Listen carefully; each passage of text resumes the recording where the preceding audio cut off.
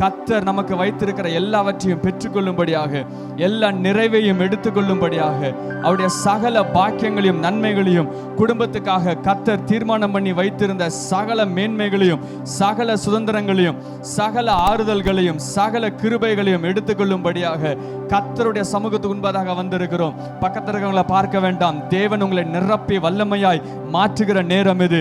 தேவன் உங்களை அதிசயமாய் மாற்றுகிற நேரம் இது. தேவன் உங்களை அதிசயமாய், அற்புதமாய், அவருடைய கிருபையினாலே நிறைவாய் நிரப்புகிற அதிசயமான நாள் இது. இப்பொழுதே கர்த்தருடைய பாக்கியங்கள் உண்டாகி இருக்க போகிறது. கர்த்தருடைய கிருபைகள் உண்டாகி இருக்க போகிறது. நீங்கள் மேன்மைகளையும் கர்த்தருடைய மகிமையும் காண போகிறீர்கள். கர்த்தருடைய கரம் உங்களுடைய வாழ்க்கையில எழுப்பப்பட போகிறது.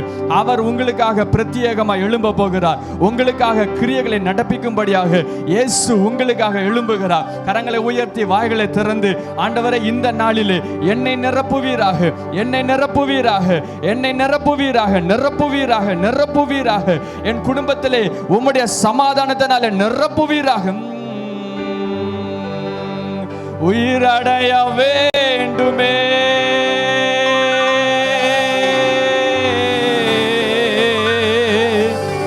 உயிரடைய வேண்டுமே,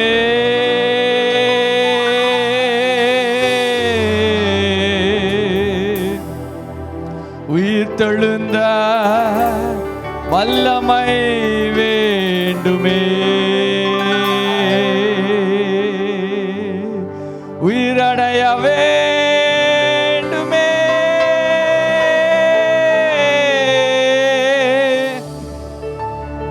உயிரடைய வேண்டுமே. கர்த்தருடைய உயிர்த்தெழுந்த வல்லமை, the resurrected power of God and the resurrected glory of God இப்பொழுதே உங்களை மூடிக்கொள்வதாக, உங்களை மூடுவதாக. let you feel the tangible power of God. ஆண்டவர் உங்களை தொடுகிற அந்த உணர்வு, ஆண்டவர் உங்கள் மேல் அவருடைய ஆவியையும் மகிமையும் ஊற்றுகிற உணர்வு இப்பொழுதே பெற்றுக்கொள்வீர்களாக.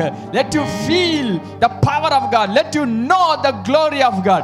இப்பொழுதே கர்த்தருடைய வல்லமையுள்ள நாமத்தினாலே, அவருடைய மகிமையுள்ள நாமத்தினாலே நீங்கள் மாற்றப்படுவீர்களாக, மாற்றப்படுவீர்களாக, மாற்றப்படுவீர்களாக. நேசிக்கிறே உம்மைத்தானே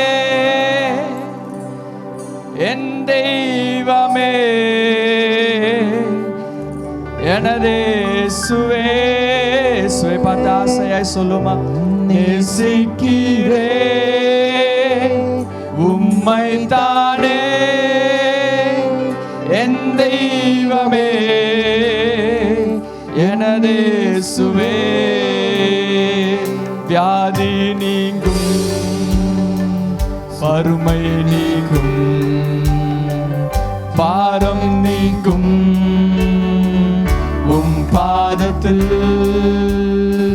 வியாதி நீக்கும், வறுமை நீக்கும், பாரம் நீக்கும், உம் பாதத்தில். கரங்களை உயர்த்தி இயேசுவை பார்த்து, நேசிக்கிறே உம்மைத்தானே என் தெய்வமே, என் இயேசுவே,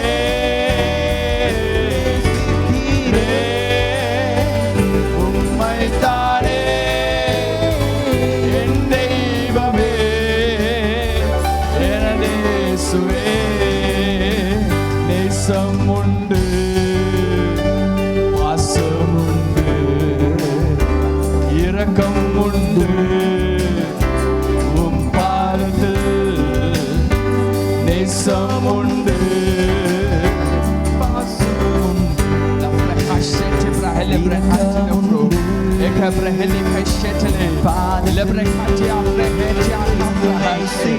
கரங்களை உயர்த்தி, இயேசுவே, நாங்கள் உம்மை நேசிக்கிறோம், உம்மையே நம்பி இருக்கிறோம், உம்முடைய கரத்தையே பற்றி கொண்டிருக்கிறோம், உம்மையே ஆராதிக்கிறோம்.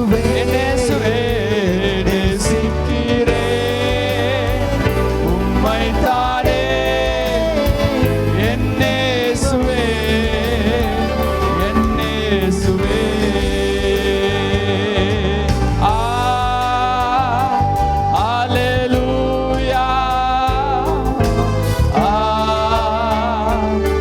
Hallelujah.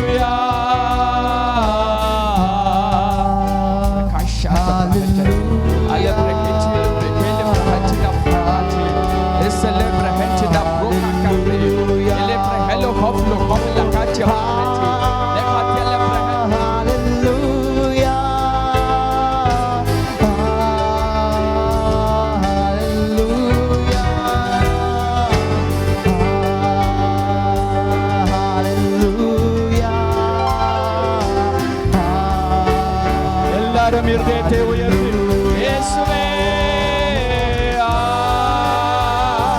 Hallelujah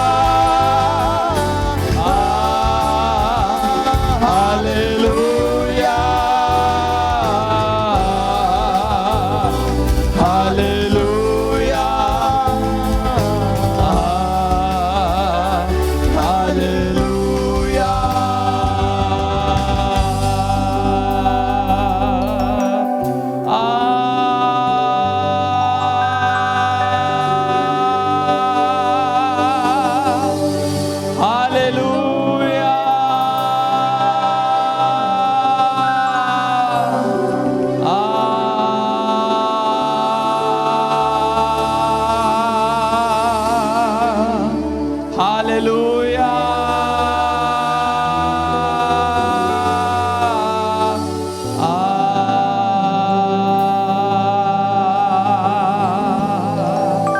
hallelujah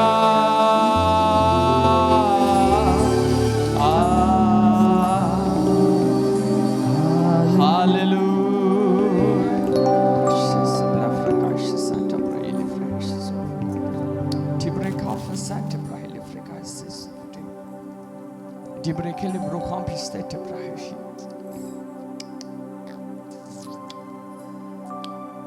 Presence of the Holy Spirit is here. கர்த்தருடைய பிரசன்னம் அந்த இடம் முழுவதும் மூடி இருக்கிறது, முழுவதும் மூடி இருக்கிறது.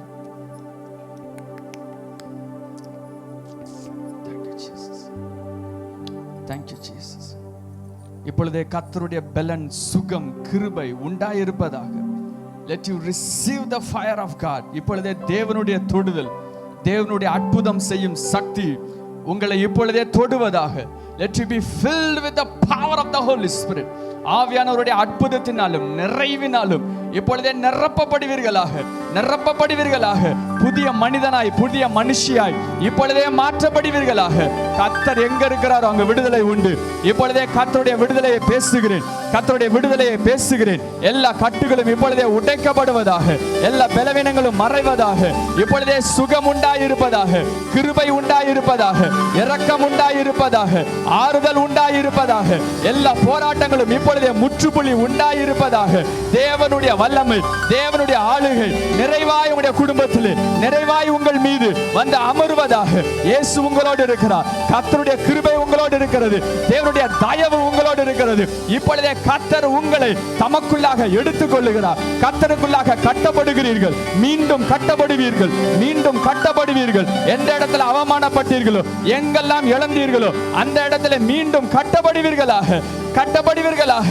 Let you be rebuilt in the mighty name of Jesus Christ. நல்ல கரங்களை தட்டி கர்த்தரை ஸ்தோத்திரிப்போமா. தேவனுடைய அனுகிரக காலம் இது, கர்த்தர் உங்களை தூக்கி நிறுத்துகிற காலம் இது. நீங்கள் வாளாக்காமல் தலையாய் நிற்கிற காலம் இது. கர்த்தருடைய கிரீடங்களை பெற்றுக்கொண்டு, கர்த்தருடைய அதிகாரங்களை பெற்றுக்கொண்டு, அவருடைய ராஜ்யங்களை பேசுகிற காலம் இது. இப்பொழுதே நீ எழும்ப வேண்டும் என்று கர்த்தர் விரும்புகிறார். எழும்பு, எழும்பு. உன்னுடைய காலமும் நேரமும் வந்தது, நேரம் வந்தது, நேரம் வந்தது. It is a time to shine. கர்த்தர் உன்மேல் பிரகாசிக்கிறார், கர்த்தர் உன்மேல் பிரகாசிக்கிறார், கர்த்தர் உன்மேல் பிரகாசிக்கிறார். பிரகாசம் உண்டாயிருப்பதாக, பிரகாசம் உண்டாயிருப்பதாக, பிரகாசம் உண்டாயிருப்பதாக, வெளிச்சம் உண்டாயிருப்பதாக. இயேசுவின் நாமத்தினாலே, இயேசுவின் நாமத்தினாலே எல்லா அந்தகார கிரியைகளும், அந்தகார கோட்டைகளும் இப்பொழுதே நிர்மூலமாக்கப்பட்டு போவதாக. இயேசுவின் ரத்தத்தை பூசுகிறோம். இயேசுவின் ரத்தத்தில் ஜெயம் உண்டு. இயேசுவின் ரத்தம் சகல பாவங்களையும் சுத்தி நீக்கி சுத்திகரித்து வெளிச்சத்தை கொடுக்கும். இப்பொழுதே வெளிச்சத்தை பெற்றுக்கொள்வீர்களாக. வெளிச்சத்தின் பிள்ளைகளாய் மாற்றப்படுவீர்களாக.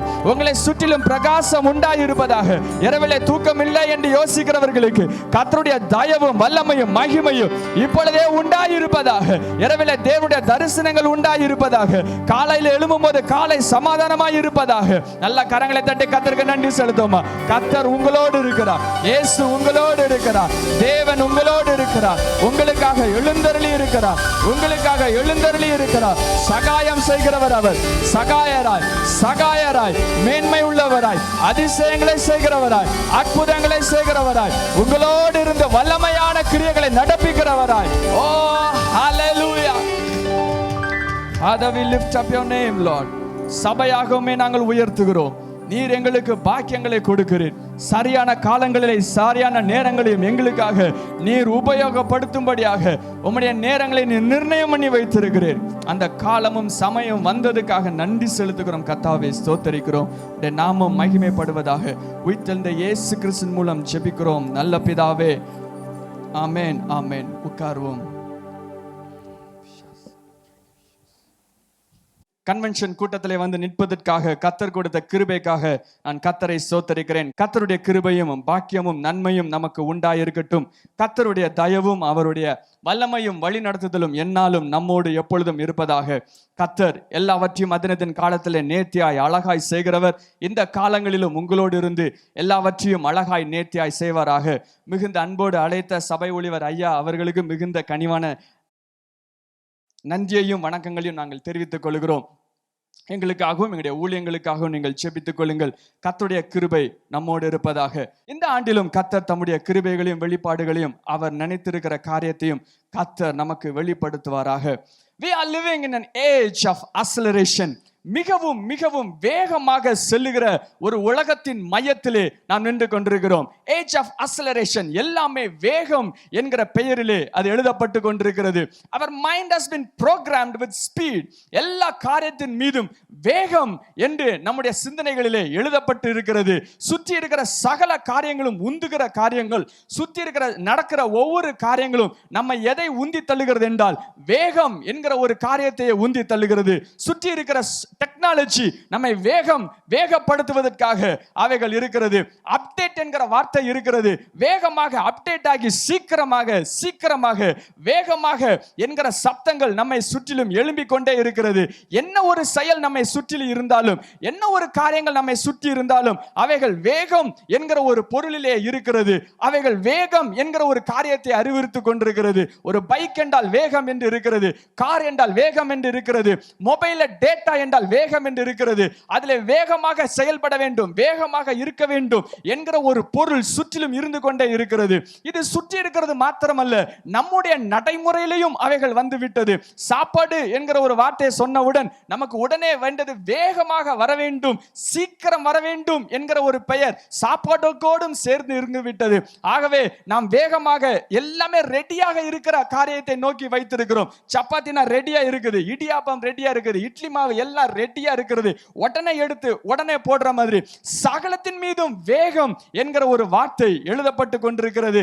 ஆகவே we are adapting to speed. நாம் நம்மளையே பக்குவப்படுத்தி வேகத்தோடு இணைத்து கொண்டிருக்கிறோம். என்ன எடுத்தாலும் வேகம் என்று சொன்னதுனாலே அவற்றை எல்லாவற்றையும் நம்முடைய இருதயத்தினுடைய எண்ணங்களும் நம்முடைய சிந்தனைகளும் சகலமும் சேர்ந்து வேகம் என்கிற ஒரு பண்பாட்டோடு, வேகம் என்கிற கலாச்சாரத்தோடு, வேகம் என்கிற யோசனையோடு நாம் அப்படியே ஒன்றிணைந்து விட்டு சகலமும் உடனே உடனே உடனே வேகம் வேகம் உடனே என்கிற வார்த்தைகளோடு இணைத்து வைத்திருக்கிறோம். வார்த்தைகளோடு இணைக்கப்பட்டிருக்கிறோம்.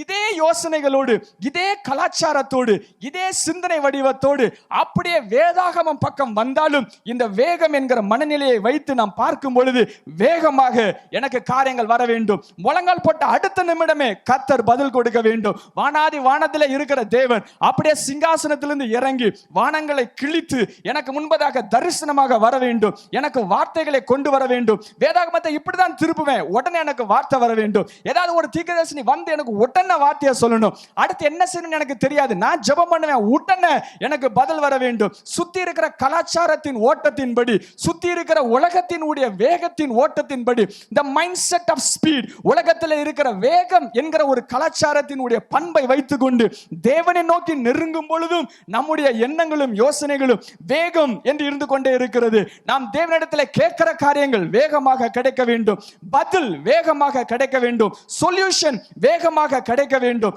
காத்திருப்பு அதெல்லாம் என்கிட்ட பேசாதீங்க, எனக்கு வேகமாக கிடைக்க வேண்டும். எனக்கு வேகமாக 2 நாளிலேயோ 3 நாளிலேயோ 1 வாரத்திலேயோ 1 மாதத்திலேயோ 2 மாதத்திலேயோ ஒரு பதிலும் எனக்கு கிடைக்காவிட்டால் தேவன் அவர் என்னுடைய வாழ்க்கைக்கும் அவருக்கும் சம்பந்தம் இல்லை. ஏனென்றால் அவர் சரியாக செய்ய மாட்டார். எவ்வளவோ ஜெபம் பண்ணினேன், எனக்கு கிடைக்கவில்லை. நான் எவ்வளவு நாள் ஜெபம் பண்ணினேன், 1 மாசம் தான் ஜெபம் பண்ணினேன், ஏதோ 2 நாள் 3 நாள் தான் ஜெபம் பண்ணினேன், அவர் கிடைக்கல என்று நம்முடைய வாழ்க்கையினுடைய ஓட்டத்தோடு அவர் இணைகிறவர் அல்ல என்று அவரை ஒதுக்கிவிட்டு நாமே சில வழிகளை உருவாக்குவோம், நாமே சில யோசனைகளை உருவாக்குவோம், நாமே அவர் வரவில்லை, பதில் வரவில்லை என்பதனால் நாமே சில தீர்மானங்களை முன்பதாக எடுத்துவிட்டு நாமே காரியங்களை செயல்படுத்தி கொண்டிருக்கிறோம். இந்த நாளிலே ஆண்டவர் அவருடைய தன்மைகளையும் வேதாகமத்திலே கர்த்தர் எப்படி காரியங்களை செயல்படுத்துவார், எப்படி நாம் அவரை அணுக வேண்டும், எப்படி அவரிடத்திலிருந்து பெற்றுக்கொள்ள வேண்டும் என்ற பக்குவம் அடைய போகிறோம். தேவன் வைத்திருக்கிற சகலத்தையும் எடுக்க போகிறோம். ஹல்லேலூயா, ஹல்லேலூயா. உலகம் வேகமாக இருக்கும், சுற்றி இருக்கிற சூழ்நிலைகள் வேகமாக இருக்கும், உங்கள் கையில் இருக்கிற மொபைல் வேகமாக இருக்கும், டிவி வேகமாக இருக்கும், உங்க பைக் வேகமாக இருக்கும், உலகம் வேகமாக இருக்கும், காலம் வேகமாக இருக்கும். ஆனால் வேதாகமத்தில் உள்ள காரியங்கள் எப்பொழுதும் மெதுவாகவும் அது நிர்ணயம் பண்ணப்பட்டதாகவும் நேற்றும் இன்றும் என்றும் மாறாததாய் அது அப்படியே நடுவில் நின்றதாகவும் அது அசையாததாகவும் இருக்கிறது. ஹல்லேலூயா. தேவனும் தேவனுடைய வழிகளும் விசித்திரமானது, அவருடைய பண்புகள் விசித்திரமானது, அவருடைய அடையாளங்கள் விசித்திரமானது, அவர் சொல்லுகிற வார்த்தைகள் விசித்திரமானது. கர்த்தருடைய காரியத்தை உங்களுடைய வாழ்க்கையில பெற வேண்டும் என்றால் அவருடைய வழிகளையும் அவருடைய புரோட்டோகால்ஸ், அவருடைய பவுண்டரி, அவருடைய வழிகளுடைய சாயல்களில் நாம் கைகளை எடுத்தால் மாத்திரமே கர்த்தர் எல்லாவற்றையும் உங்களுக்கு தருவதற்கு உண்மையுள்ளவராய் இருக்கிறார். எல்லாவற்றையும் தருவதற்கு உண்மையுள்ளவராய் இருக்கிறார். ஆண்டவர் உடனே காரியங்களை செய்வதற்கு உண்மையுள்ளவராய் இருக்கிறார். எப்பொழுது அவர் வைத்திருக்கிற காரியத்தின் மீதும் அவர் வைத்திருக்கிற பண்பாட்டின் மீதும் அவர் வைத்திருக்கிற கலாச்சாரத்தோடு நாம் இணைந்து கொள்ளும் பொழுது கர்த்தர் நிர்ணயம் பண்ணின காரியங்கள் கரத்திலே வந்து சேருகிறதா இருக்கிறது. ஹல்லேலூயா, ஹல்லேலூயா. ஆகவே ஆண்டவரிடத்திலே கேட்கிறதற்கும் ஆண்டவரிடத்திலே பெற்றுக்கொள்கிறதற்கும் ஒரு வழிமுறைகள் இருக்கிறது. தேவனிடத்திலே பெற்றுக்கொள்கிற வழிமுறை இந்த நாளிலே கற்றுக்கொள்ள போகிறோம். தேவன் வைத்திருக்கிற காரியத்தினுடைய விஷயங்களை நாம் கற்றுக்கொள்ள போகிறோம். ஆண்டவர் உங்களை அபரிதமாய் ஆசீர்வதிப்பாராக. நீங்கள் அடுத்த கன்வென்ஷன், அடுத்த ஆண்டு கன்வென்ஷன் வரும் பொழுது ஆண்டவர் உங்களை பலவிதமாய், பல மடங்காய், ரெட்டிப்பாய், 7 மடங்காய், 1000 மடங்காய் கர்த்தர் ஆசீர்வதிப்பாராக. ஹல்லேலூயா, ஹல்லேலூயா. ஆண்டவர் வைத்திருக்கிறதை எப்படி எடுக்கணும் மட்டும் தெரிஞ்சிட்டுனா, எப்படி அப்ரோச் பண்ணணுங்கிறது மட்டும் தெரிஞ்சிட்டுனா, எப்படி கரங்களிலே வாங்க வேண்டும் என்று தெரிஞ்சிட்டுனா ஆண்டவருடைய காரியத்தை நாம் பெற்றுக்கொள்ள முடியும். நாம் நம்முடைய உலகத்தின் ஓட்டத்தின்படியே அவருடைய வழிகளை நாம் பின்பற்றுவதற்கு முயற்சி செய்கிறோம். உலகத்தின் கண்ணோட்டத்தின் வழியே அவருடைய காரியங்களை பெற்றுக்கொள்வதற்கு முயற்சி செய்கிறோம். அது எப்பவுமே ஓடாது. இது வேகம் வேகம் வேகம், உடனே உடனே உடனே உடனே அப்படின்னு சொல்லிட்டே இருக்கும். இங்க அப்படி இருக்காது. இங்க வேறு விதமாக இருக்கும், வேறு மண்டலத்தில் இருக்கும், வேறு செயல்பாட்டில் இருக்கும், வேறு காரியத்தினுடைய கோட்பாடுகளில் இருக்கும். கோட்பாடுகளையும் செயல்முறைகளையும் பிடிக்க போகிறோம். ஆண்டவர் உங்களை அபரிதமாய் ஆசீர்வதிக்க போகிறார். ஹல்லேலூயா. ஆண்டவர் நம்மை பார்க்கும் பொழுது எப்படி பார்க்கிறார் என்று சில காரியங்களை பார்த்து நாம் கற்றுக்கொள்ள போகிறோம். என்னாகமம் 23ஆம் அதிகாரத்துக்கு எடுத்துக்கொள்ளுங்கள். என்னாகமம் 23 ஆண்டவர் மனிதனையும் மனிதனுடைய தன்மையையும் எப்படி பார்க்கிறார் என்று எழுதப்பட்டிருக்கிறது. நாம் வேகமாக வேண்டும், என்னுடைய ஜெபங்கள் உடனே பதில் கொடுக்கப்பட வேண்டும், என்னுடைய கேள்விகள் உடனே பதில் கொடுக்கப்பட வேண்டும் என்று நாம் யோசித்துக் கொண்டே இருக்கிற இந்த நிலையிலே கர்த்தர் நம்மை ஜெபம் ஆரம்பிக்கிறதுக்கு முன்பதாக எப்படி பார்க்கிறார் என்று நாம் கவனிக்க போகிறோம். என்னாகமம் 23ஆம் அதிகாரம் 19ஆம் வசனத்திலே தேவன் தன்னை பற்றி சொல்லுகிறார். ஆனால் தன்னை பற்றி சொல்லுகிற அந்த இடத்திலே மனிதனுடைய பண்பையும் வெளிப்படுத்துகிறார். என்னாகமம் 23:19 பொய் சொல்ல தேவன் ஒரு மனிதன் அல்ல, மனம் மாற அவர் ஒரு மனுபுத்திரன் அல்ல, அவர் சொல்லியும் செய்யாதிருப்பாரோ, அவர் வசனத்தும் நிறைவேற்றதா இருப்பாரோ என்று தேவன் மனிதனிலே தன்னை பிரித்து தன்னை யார் என்று சொல்லுகிறார். அவர் தன்னை யார் என்று சொல்லுகிறதிலே மனிதன் யார் என்று அந்த இடத்துல சொல்லப்பட்டிருக்கிறது. மனிதன் யார்? பொய் சொல்ல தேவன் ஒரு மனிதன் அல்ல. அப்படின்னா மனிதன் என்பவன் பொய் சொல்பவன். வாயை திறந்தாலே பொய் தான் வரும். ஆண்டவரே நான் இன்னைக்கு உண்மையாக இருப்பேன், வாயில திறந்து பொய்யான ஒரு விஷயமா இருக்கும். ஆண்டவரே நான் ஊழியம் செய்வேன், பொய். ஏதாவது செய்வேன், பொய். நல்ல ஜெபம் பண்ணுவேன், பொய். 1ஆவது மாசம் 1ஆம் தேதி ஜனவரி 1ஆம் தேதி முதல்ல நின்னுட்டு நீங்க நம்ம நிறைய சொல்லுவோம், நிறைய ஆண்டவர் இப்படி செய்ய போறேன், அப்படி செய்ய போறேன், இப்படி செய்ய போறேன், அப்படி செய்ய போறேன் அப்படிலாம் சொல்லுவோம். ஆண்டவரே இந்த வருஷத்துல நான் பொய்யே சொல்ல மாட்டேன் அப்படின்னு சொல்லுவோம். அதான் நம்ம அன்னைக்கு சொன்ன பொய்யா இருக்கும், வருஷத்துல உள்ள முதல் பொய். அது இப்போ என்ன நாள்ல இருக்குன்னு யோசிச்சு பாருங்க. இன்னைக்கு 103வது நாள், வருடத்தின் 103வது நாள் என்று எண்ணுகிறேன். 100 நாள் கடந்துட்டு 1ஆம் தேதி நீங்க பண்ண வாக்கு தத்தங்கள்லாம், ஆண்டவர்ட்ட சொன்ன விஷயங்கள்லாம் இன்னைக்கு எப்படி இருக்கும் பாருங்க. 1ஆம் தேதி வந்துச்சோ அப்படியா அப்படிங்கிற லெவல்ல போய் இருக்கும், எல்லாமே மறந்து போயிருக்கும். ஆண்டவர் நம்மை பார்க்கும் பொழுது ஒரு பொய்யனாக தான் பார்க்கிறார். மீண்டும் வாசியுங்கள். பொய் சொல்ல தேவன் ஒரு மனிதன் இல்ல. மனிதன் என்பவன் எதை எடுத்தாலும் பொய் சொல்லுகிறவனாய் இருக்கிறான். அவன் காரியங்கள் எல்லாம் பொய் உரைக்கிறதா இருக்கிறது. இரண்டாவது சொல்லப்பட்டிருக்கிறது, மனிதன் யார்? மனம் மாறிக்கொண்டே இருப்பான். நேற்று அவனுக்கு ஒன்று வேண்டும், இன்று அவனுக்கு இன்னொன்று வேண்டும், நாளைக்கு இன்னொன்று வேண்டும். ஒரு மாசத்துக்கு முன்பதாக அவன் ஜெபங்கள் வேறு விதமாய் இருக்கும். 2 வருஷத்துக்கு முன்பதாக வேறு காரியங்களை கேட்டு கொண்டிருந்திருப்பான். யோசிச்சு பாருங்கள், 5 வருடத்துக்கு முன்பதாக இருந்த ஜெபமும் இன்னைக்கு நீங்கள் செய்து கொண்டிருக்கிற ஜெபமும் ஒன்றா இருக்கிறதா, மாறுபட்டிருக்கிறதா? போன மாசம் செய்த ஜெபமும் இந்த மாசம் செய்கின்ற ஜெபங்களும் வேண்டுதல்களும் ஒன்றா இருக்கிறதா, மாறுபட்டதா இருக்கிறதா? சூழ்நிலைக்கு ஏற்ற மனம் மாறிக்கிட்டே இருக்கும், ஆசைகள் மாறிட்டே இருக்கும். ஆண்டவரை பார்க்கும் பொழுது இவனை நம்ப முடியல, பொய் சொல்லுகிறவனா இருக்கிறான். இவனை நம்ப முடியல, மனம் மாறிக்கொண்டே இருக்கிறான். அடுத்து சொல்லப்பட்டிருக்கிறது, அவன் சொல்லியும் செய்யாதிருப்பாரோ? கண்டிப்பா மனுஷன் சொன்னா செய்யவே மாட்டான். வாயை திறந்து உனக்கு நான் செய்கிறேன்னு சொல்லிட்டா செய்யவே மாட்டான். யாரெல்லாம் உங்களுக்கு அப்படி சொல்லி செய்யல அப்படின்னு கேட்ட ஒரு பெரிய லிஸ்ட் எடுத்து நீளமா ஒரு லிஸ்ட் என்கிட்ட கொடுப்பீங்க. இவன் சொன்னா செய்ய மாட்டான், இவர் சொன்னாரு எனக்கு செய்யல, இவர் சொன்னாரு செய்யல. நீங்களும் உங்களை பற்றி எழுதலாம், என்னெல்லாம் நீங்க மத்தவங்களுக்கு சொல்லி செய்யலன்னு கேட்டா நீங்க ஒரு பெரிய லிஸ்ட் எடுக்கலாம். அவர் சொல்லியும் செய்யாத இருப்பாரோ? தேவன் அப்படிப்பட்டவர், நம்ம அப்படி கிடையாது. சொல்லிட்டாலும் செய்ய மாட்டோம். அடுத்து வசனித்தும் நிறைவேற்றாது இருப்பாரோ? வசனித்தும் நிறைவேற்றுகிற பக்குவம் நமக்கு கிடையாது. ஆகவே நம்மை ஆண்டவர் நம்புவதற்கு வழியே இல்லை. ஆண்டவரிடத்தில் வேகமாக பதில் வேண்டும் என்று கேட்டுக்கொண்டிருக்கிற நாம் அதை வசனிக்கும் பொழுது செய்யறதுக்கு முடியல. மனசு மாறுகிறவனா இருந்து கொண்டே இருக்கிறேன். ஆண்டவர்ல பொய் சொல்லுகிறவனா இருந்துட்டு இருக்கேன். ஆண்டவர் நிறைவேற்ற முடியவில்லை, அவர் நிறைவேற்ற வழி இல்லை. ஏனென்றால் பொய் சொல்லுகிறவனா இருக்கிறேன், மனம் மாறுகிறவனா இருக்கிறேன், வசனித்தும் செய்யாதவனா இருக்கிறேன். நான் சொல்லியும் செய்ய முடியாத ஒரு பக்குவம் உள்ள மனிதனுடைய தன்மையிலே நின்று கொண்டிருக்கிறேன். இந்த நேரத்திலே ஆண்டவர் எனக்கு பதில் கொடுக்க வேண்டும் என்றால் என்னிடத்திலே ஒரு தகுதியை, ஒரு இடத்தை, ஒரு அனுபவத்தை கர்த்தர் எதிர்பார்க்கிறார். இந்த அனுபவத்தை தான் உங்களுக்கு நான் சொல்லிவிட்டு கடந்து போக விரும்புகிறேன். If you want anything from God, if you want to tap into anything from God, there must be a phase in your life. ஏதாவது ஒரு காரியம் ஆண்டவரிடத்திலிருந்து வேண்டும் என்று நீங்கள் நம்பினீர்கள் என்றால், வேண்டும் என்று விசுவாசித்தீர்கள் என்றால் ஒரு பக்குவம் இருக்க வேண்டும். மனம் மாற மனிதனாய் இருக்கிறான், மாறிக்கொண்டே இருக்கிற இந்த மனிதனை ஆண்டவர் மட்டும் நம்பிட்டார்னு வச்சுக்கோங்களேன். ஆண்டவர் மட்டும் நான் சொல்லுகிறதை நம்பிட்டார்னு வச்சுக்கோங்களேன். that is a different story. வேறு கதையாய் அவைகள் இருக்கும். ஹல்லேலூயா. ஆண்டவர் வாயிலிருந்து வருகிற வார்த்தையை நம்புகிற ஒரு பக்குவம் வேண்டும். ஆண்டவர் உங்களை நம்ப வேண்டும். நீங்கள் சொல்லுகிற விஷயத்தை நம்ப வேண்டும். உடைய ஜெபங்கள் மண்டலங்களிலே அது ரெஜிஸ்டர் ஆக வேண்டும். ஆவியினுடைய மண்டலங்களிலே இவன் முழங்கால் போட்டுட்டான், தானியேல் முழங்கால் போட்ட அடுத்த நொடியிலே ஜெபம் வேண்டுதலுக்கு பதில் வந்தது. ஏனென்றா இவன் பண்றது யாருன்னு தெரியும், என்ன சொல்லுகிறான் என்று தெரியும், எப்படிப்பட்டவன் என்று தெரியும், அப்படிப்பட்ட ஒரு இடத்துல இருக்கிறவன் என்று தெரியும். இந்த நாளிலே உங்களுடைய ஜெபங்களும் வேண்டுதல்களும் ஆண்டவரை பார்த்து யோசிக்கிற யோசனைகளும் மாற்றப்பட போகிறது. ஹல்லேலூயா, ஹல்லேலூயா. என்ன ஒரு தகுதி வேண்டும், என்ன அனுபவம் வேண்டும்? ஆண்டவர் என்னை நம்புவதற்கும், ஆண்டவர் என்னை பார்த்து இவனுடைய பதில்கள் வேகமாக இருக்க வேண்டும் என்று நினைப்பதற்கும், ஆண்டவருடைய வாக்குத்தத்தங்களை உடனே பெற்றுக்கொள்வதற்கும் எனக்கு வேண்டிய தகுதி என்ன? சில காரியங்களை நாம் கற்றுக்கொண்டு அவைகளிலிருந்து நாம் சில காரியங்களை நாம் புரிந்து கொண்டு நாம் தேவனுடைய சமூகத்தில் ஜெபிக்குவதற்காக நாம் செல்ல போகிறோம். எடுத்துக்கொள்ளுங்கள், லூக்கா 1ஆம் அதிகாரம். லூக்கா 1ஆம் அதிகாரத்திலே ஒரு காரியம் சொல்லப்பட்டிருக்கிறது. அவற்றை வாசித்து நாம் புரிய போகிறோம். லூக்கா 1ஆம் அதிகாரம் 10ஆம் வசனத்திலிருந்து சில வசனங்களை வாசிக்கிறேன். யோவானுடைய வாழ்க்கை வரலாறு சொல்லப்பட்டிருக்கிறது.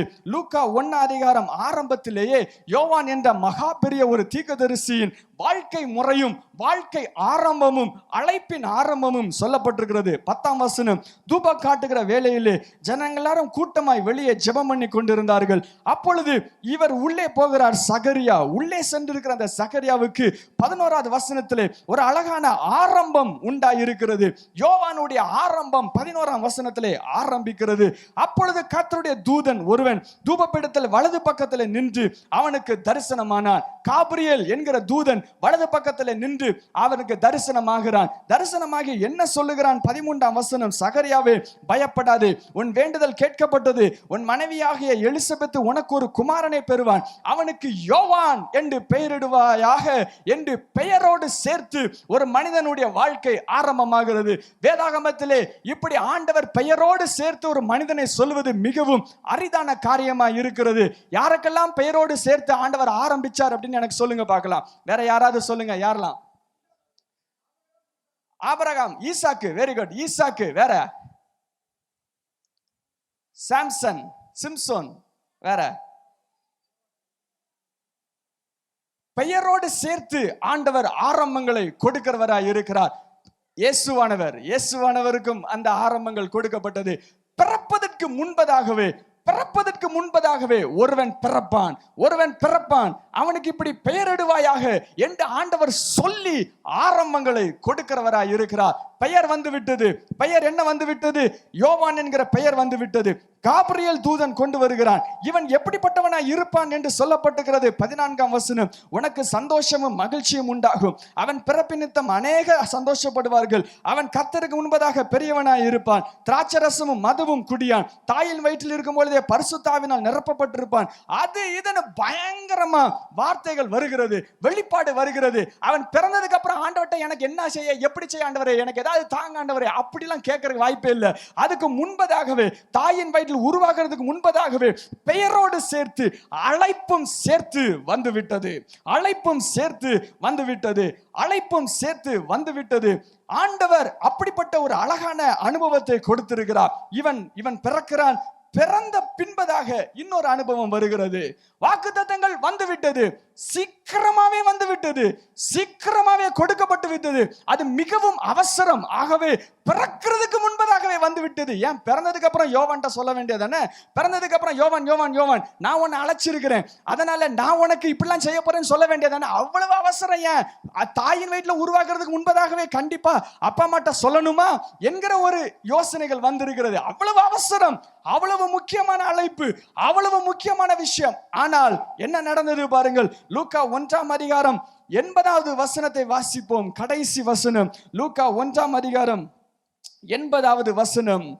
அந்த பிள்ளை வளர்ந்து ஆவியிலே பலன் கொண்டு இஸ்ரவேலுக்கு தன்னை காண்பிக்கும் நாள் வரைக்கும் வனாந்தரத்திலே இருந்தான். அந்த பிள்ளை வளர்ந்தது, ஆவிலே பலன் கொண்டது, இஸ்ரவேலுக்கு தன்னை காண்பிக்கும் நாள் மட்டும் வனாந்தரத்திலே தங்கியிருந்தான். அவசர செய்தி வந்தது. யோவான் என்கிற பெயரோடு சேர்த்து வந்தது. சகரியாவுக்கு வந்தது. அவன் நம்பவில்லை, வாய் ஊமையானான். அவன் அவ்வளவு முக்கியமான செய்தி வந்ததுக்கு அப்புறம் ஒரு வசனம் எழுதப்பட்டிருக்கிறது. பல வருடத்தின் ஹிஸ்டரியை, பல வருடத்தின் வாழ்க்கை குறிப்பை ஒரு வசனத்திலே எழுதப்பட்டிருக்கிறது. லூக்கா 1ஆம் அதிகாரம் 80ஆம் வசனத்திலே உடைய ஒரு வசனம் எத்தனை வருடத்தை சேர்த்திருக்கிறது தெரியுமா? எத்தனை வருடத்தின் உடைய ஹிஸ்டரி தெரியுமா? எத்தனை வருடத்தின் வரலாறு தெரியுமா? கிட்டத்தட்ட 30 ஆண்டின் வரலாறு ஒரு வசனத்திலே எழுதப்பட்டிருக்கிறது. ஒரு வசனத்திலே 30 ஆண்டின் வரலாறு எழுதப்பட்டிருக்கிறது. அதாவது 31 வருடத்துக்கு முன்பதாகவே கர்த்தருடைய வாக்குத்தத்தம் வந்து விட்டது, கர்த்தருடைய அழைப்பு வந்து விட்டது, பெயரோடு சேர்த்து வந்து விட்டது. ஆனால் 30 வருடம் ஒரு இடத்துல போய் விட்டுட்டாரு. இவ்வளவு அவசரம் ஏன்? யோசிச்சு பாருங்க. இன்னைக்கு 2025, 2055ல ஒண்ணு நடக்கும். நான் உங்ககிட்ட சொல்றேன். அதை ஏன் இப்ப சொல்றேன்? 54ல வந்து சொல்ல வேண்டியதானே, இப்ப எதுக்கு சொல்றேன்? அப்படிதான் உங்ககிட்ட கேட்பீங்க. எனக்கு இன்னைக்கு என்ன செய்யன்னு தெரியல, நாளைக்கு எங்க சோறு கிடைக்கும் தெரியல, எப்படி சாவ போறேன்னு தெரியல, என்ன பார்த்தா எப்படி தெரியுது? 55 வருடத்துல உள்ளத்துல உள்ள விஷயத்தை ஏம்லா என்கிட்ட சொல்ற இப்படிதான் தோணும். ஆனால் யோசித்து பாருங்கள், 31 வருடத்துக்கு முன்பதாகவே ஆண்டவர் சொல்லிவிட்டார். ஏன் அவ்வளவு தாமதம்? ஏன் அவ்வளவு அவசரம்? ஏன் அவ்வளவு காரியம்? ஏனென்றால் நீங்கள் புரிய வேண்டிய ஒரு விஷயம் இருக்கிறது. வாக்குத்தத்தம் வந்து விட்டது, அழைப்பு வந்து விட்டது. ஆனால் அவைகள் உங்களுடைய வாழ்க்கையில வருவதற்கு ஒரு காலம், ஒரு அனுபவம் நிர்ணயம் பண்ணப்பட்டிருக்கிறது. இதை கிறிஸ்தவர்கள் தொலைத்து போனார்கள். The promises of God will be speed, but not the manifestation of the promises of God.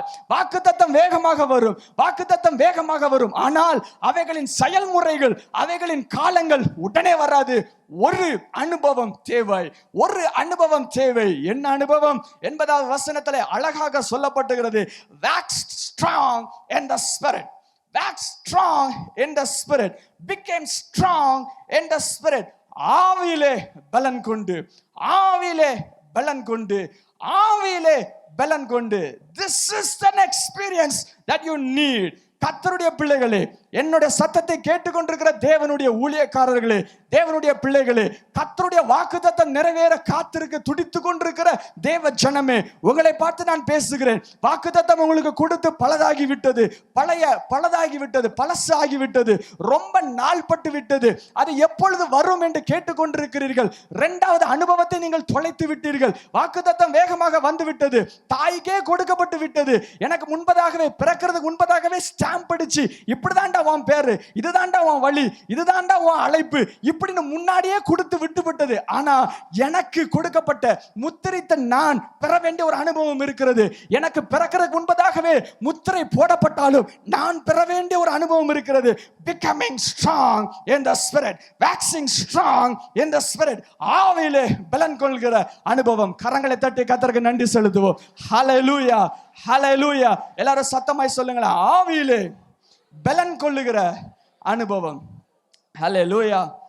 அதை தொலைச்சிங்கன்னா, அது இல்லாம போச்சு அப்படின்னா, அது கிடைக்கல அப்படின்னா, யோவான் மாதிரி பெரிய வெளிப்பாடு இருந்தாலும் சரி, நடக்கவே நடக்காது, வரவே வராது, கையில கிடைக்கவே கிடைக்காது. எல்லாம் காலம் முடிஞ்சதுக்கு அப்புறம் ஆண்டவர் ஏமாத்திட்டார், ஆண்டவர் பொய் சொல்லிட்டார், அவரை நோக்கி நாம் திரும்புகிற நிலையில இருப்போம். ஆண்டவர் உங்களுக்கு பெரிய வெளிப்பாடை கொடுத்திருக்கிறார், கர்த்தருக்கு ஸ்தோத்திரம். ஆண்டவர் உங்களுக்காக என்னெல்லாமோ சொல்லி இருக்கிறார், கர்த்தருக்கு ஸ்தோத்திரம். இன்னைக்கு என்ன செய்து கொண்டிருக்கிறீர்கள்? ஆவியிலே என்னுடைய பலன் எப்படி இருக்கிறது? How is your spirit today? How is your stature of spirit today?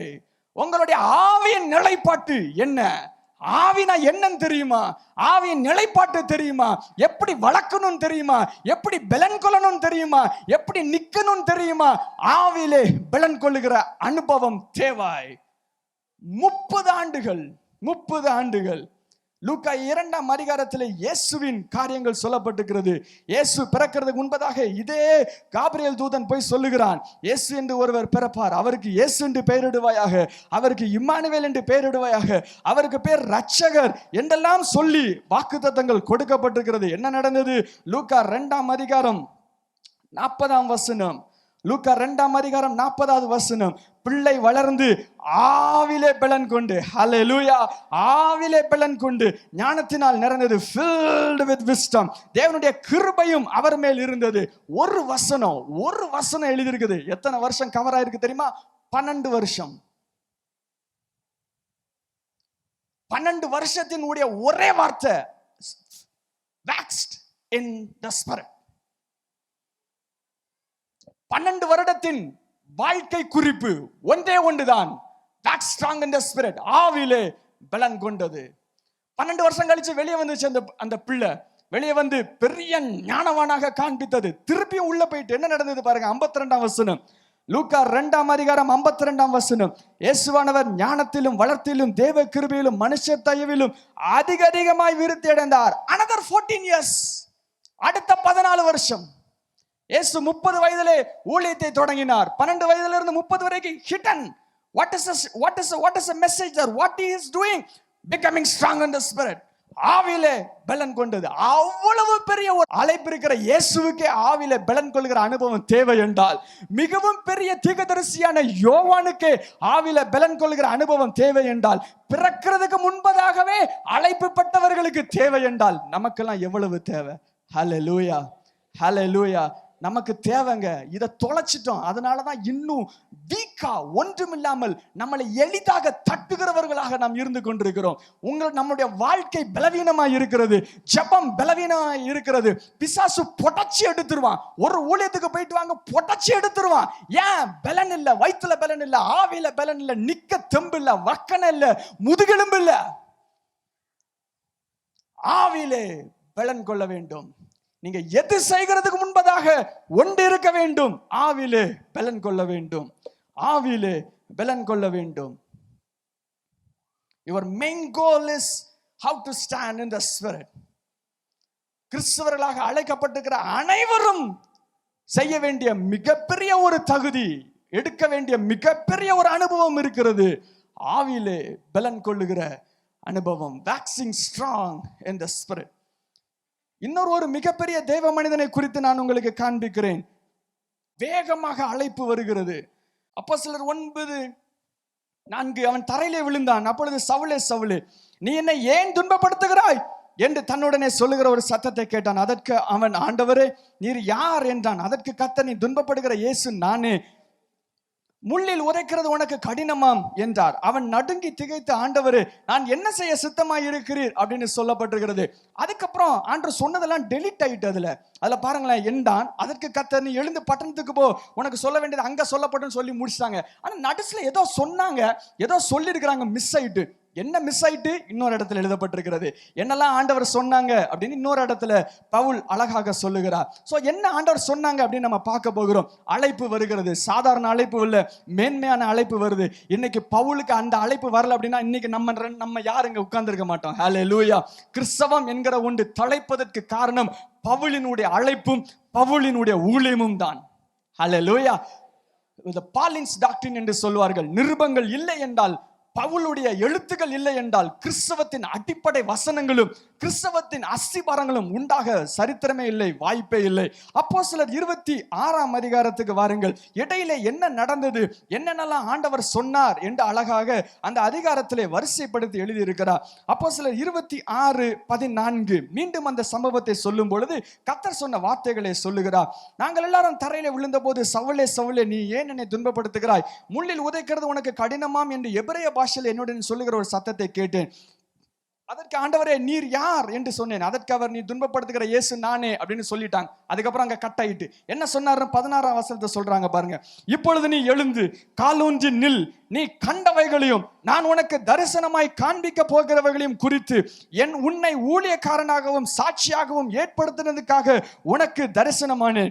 உன் சுய ஜனத்தாரிடத்தில், என் கை புல்லரிக்கிறது, வாவ், உன் சுய ஜனத்தாரிடத்தில் நின்றும் அந்நிய ஜனத்தாரிடத்தில் நின்றும் உன்னை விடுதலையாக்கி அவர்களை என்னை பற்றும் விசுவாசத்தினால் பாவ மன்னிப்பையும் பரிசுத்தமாக்கப்படுவதிலும் கூடிய சுதந்திரமாக்கப்படுவதற்குரிய சுதந்திரத்தையும் பெற்றுக்கொள்ளும்படியாக அவர்கள் இருளை விட்டு ஒளியினிடத்திற்கும் சாத்தானுடைய அதிகாரத்தை விட்டு தேவனிடத்துக்கும் திரும்பும்படிக்கும் நீ அவர்களுக்கு கண்களை திறக்கும் பொருட்டு இப்பொழுது உன்னை அவர்களிடத்துக்கு அனுப்புகிறேன். ஹல்லேலூயா.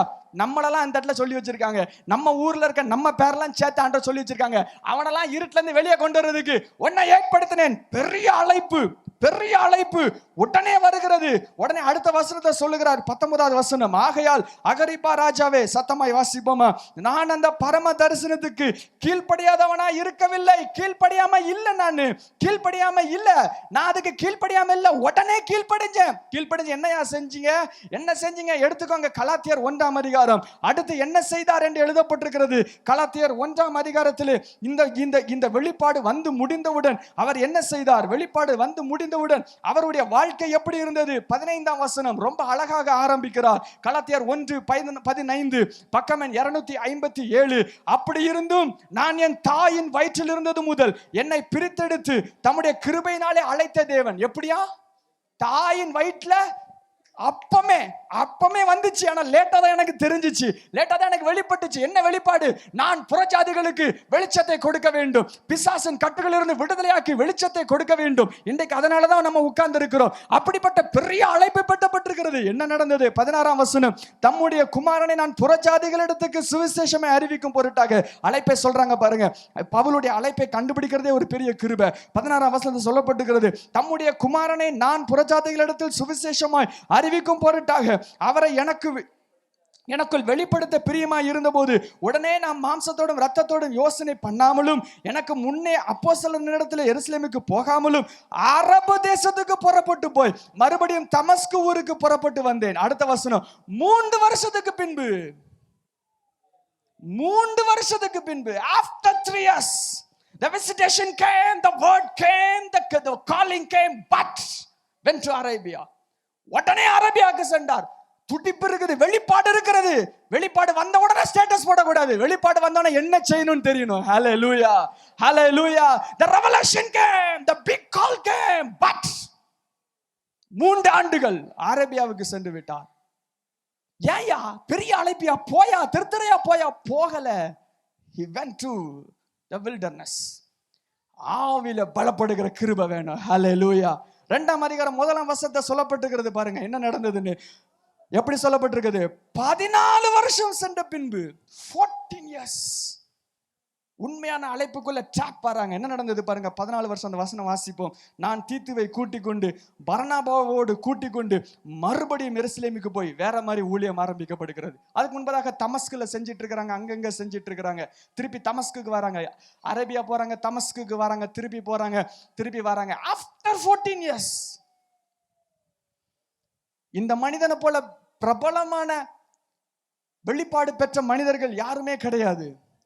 ஆனாலும் the revelation that God gives you does not qualify you to be the man of God. கர்த்தர் உனக்கு கொடுத்திருக்கிற வெளிப்பாடு ஆண்டவர் உன்னை அங்கீகரித்தார் என்கிற முத்திரை அல்ல. ஆவிலே பலப்பட வேண்டும். ஹalleluya, ஹalleluya. கர்த்தர் உன்னை சுகமாக்கினார், கேன்சர்ல இருந்து விடுதலை பண்ணினார், பெரிய நோயில இருந்து இது பண்ணினார்.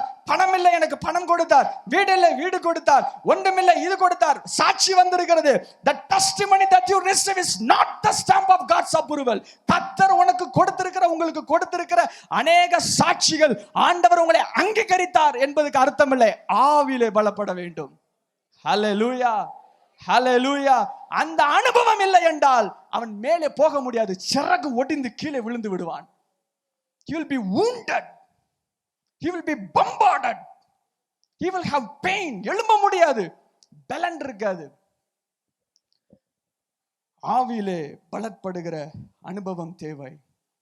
There is a phase that you need in your life. There is a time that you need in your life. ஒரு காலம் உங்களுடைய வாழ்க்கையில இருக்க வேண்டும். ஆவிலே எழும்புகிற நேரம் என்று இருக்க வேண்டும்.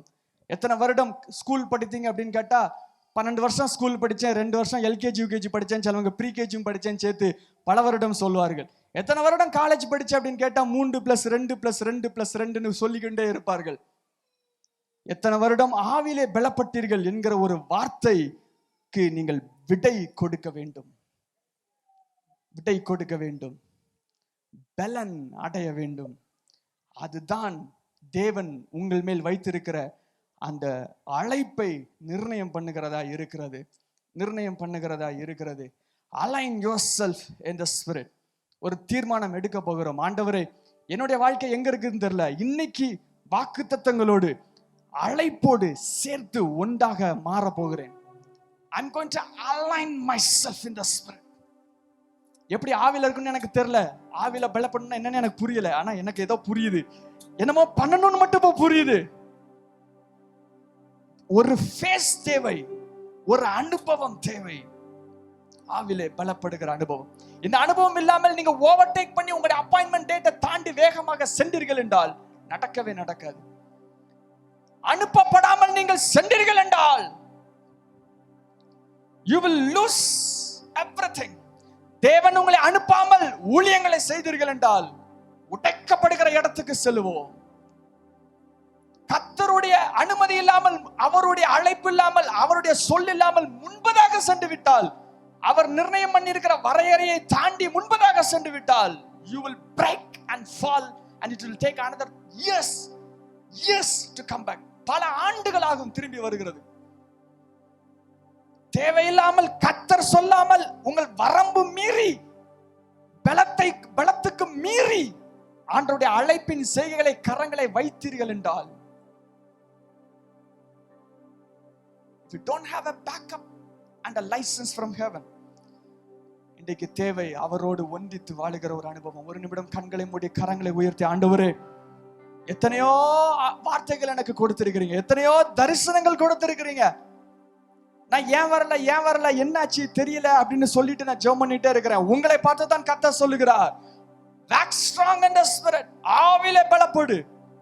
என்ன செய்யணும் நான் ஆண்டவரே, என்ன செய்யணும் தெரியல, வார்த்தை வந்துட்டு என்ன செய்யணும் தெரியல, வெளிப்பாடு வந்துட்டு என்ன செய்யணும் தெரியல, என்னெல்லாமோ யோசிக்கிறேன், என்ன பண்ணணும் தெரியல. இப்ப சொல்லுகிறேன், ஒண்ணு செய்யணும், ஆவிலே பலப்பட வேண்டும். wax strong in the spirit. எத்தனை ஆண்டுகள் எனக்கு தெரியாது.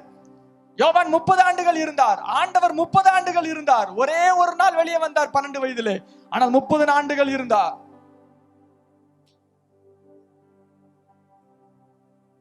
பிறக்கிறதுக்கு முன்பதாகவே அப்பா அம்மாட்ட சொல்ல வைத்திருக்கிற ஒரு அனுபவம் முன்னாடியே சொல்றாங்க.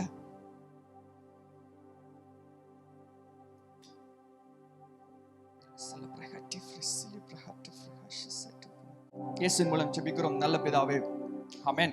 எப்படி ஆவிலே நாம் நிற்க வேண்டும்? ஆவிலே நிற்பதற்கு அநேக அனுபவங்கள் உண்டு, அநேக காரியங்கள் உண்டு. சில காரியங்கள் நாம் கற்றுக்கொண்டு கர்த்தர் கொடுத்த பிரகாரமாக கர்த்தர் நம்மளுக்கு அருளின ஈவின்படி சில காரியங்கள் நாம் கற்றுக்கொள்ள போகிறோம். ஆவிலே வளர்வதற்கு சில காரியங்கள் சொல்லப்பட்டிருக்கிறது. லூக்கா 1ஆம் அதிகாரம் 80ஆம் வசனத்துக்கு திருப்பி வாருங்கள். அந்த வார்த்தையிலே இன்னொரு இடமும் இன்னொரு வார்த்தையும் அதிலே முக்கியமாக சொல்லப்பட்டிருக்கிறது. லூக்கா 1ஆம் அதிகாரம் 80ஆம் வசனத்தை நான் வாசிக்கிறேன். அந்த பிள்ளை வளர்ந்து, யோவான் வளர்ந்து ஆவிலே பலன் கொண்டான். அழைக்கப்பட்டவன் முக்கியமாக பெற வேண்டிய பண்பு ஆவிலே பலன் கொண்டுகிற பண்பு.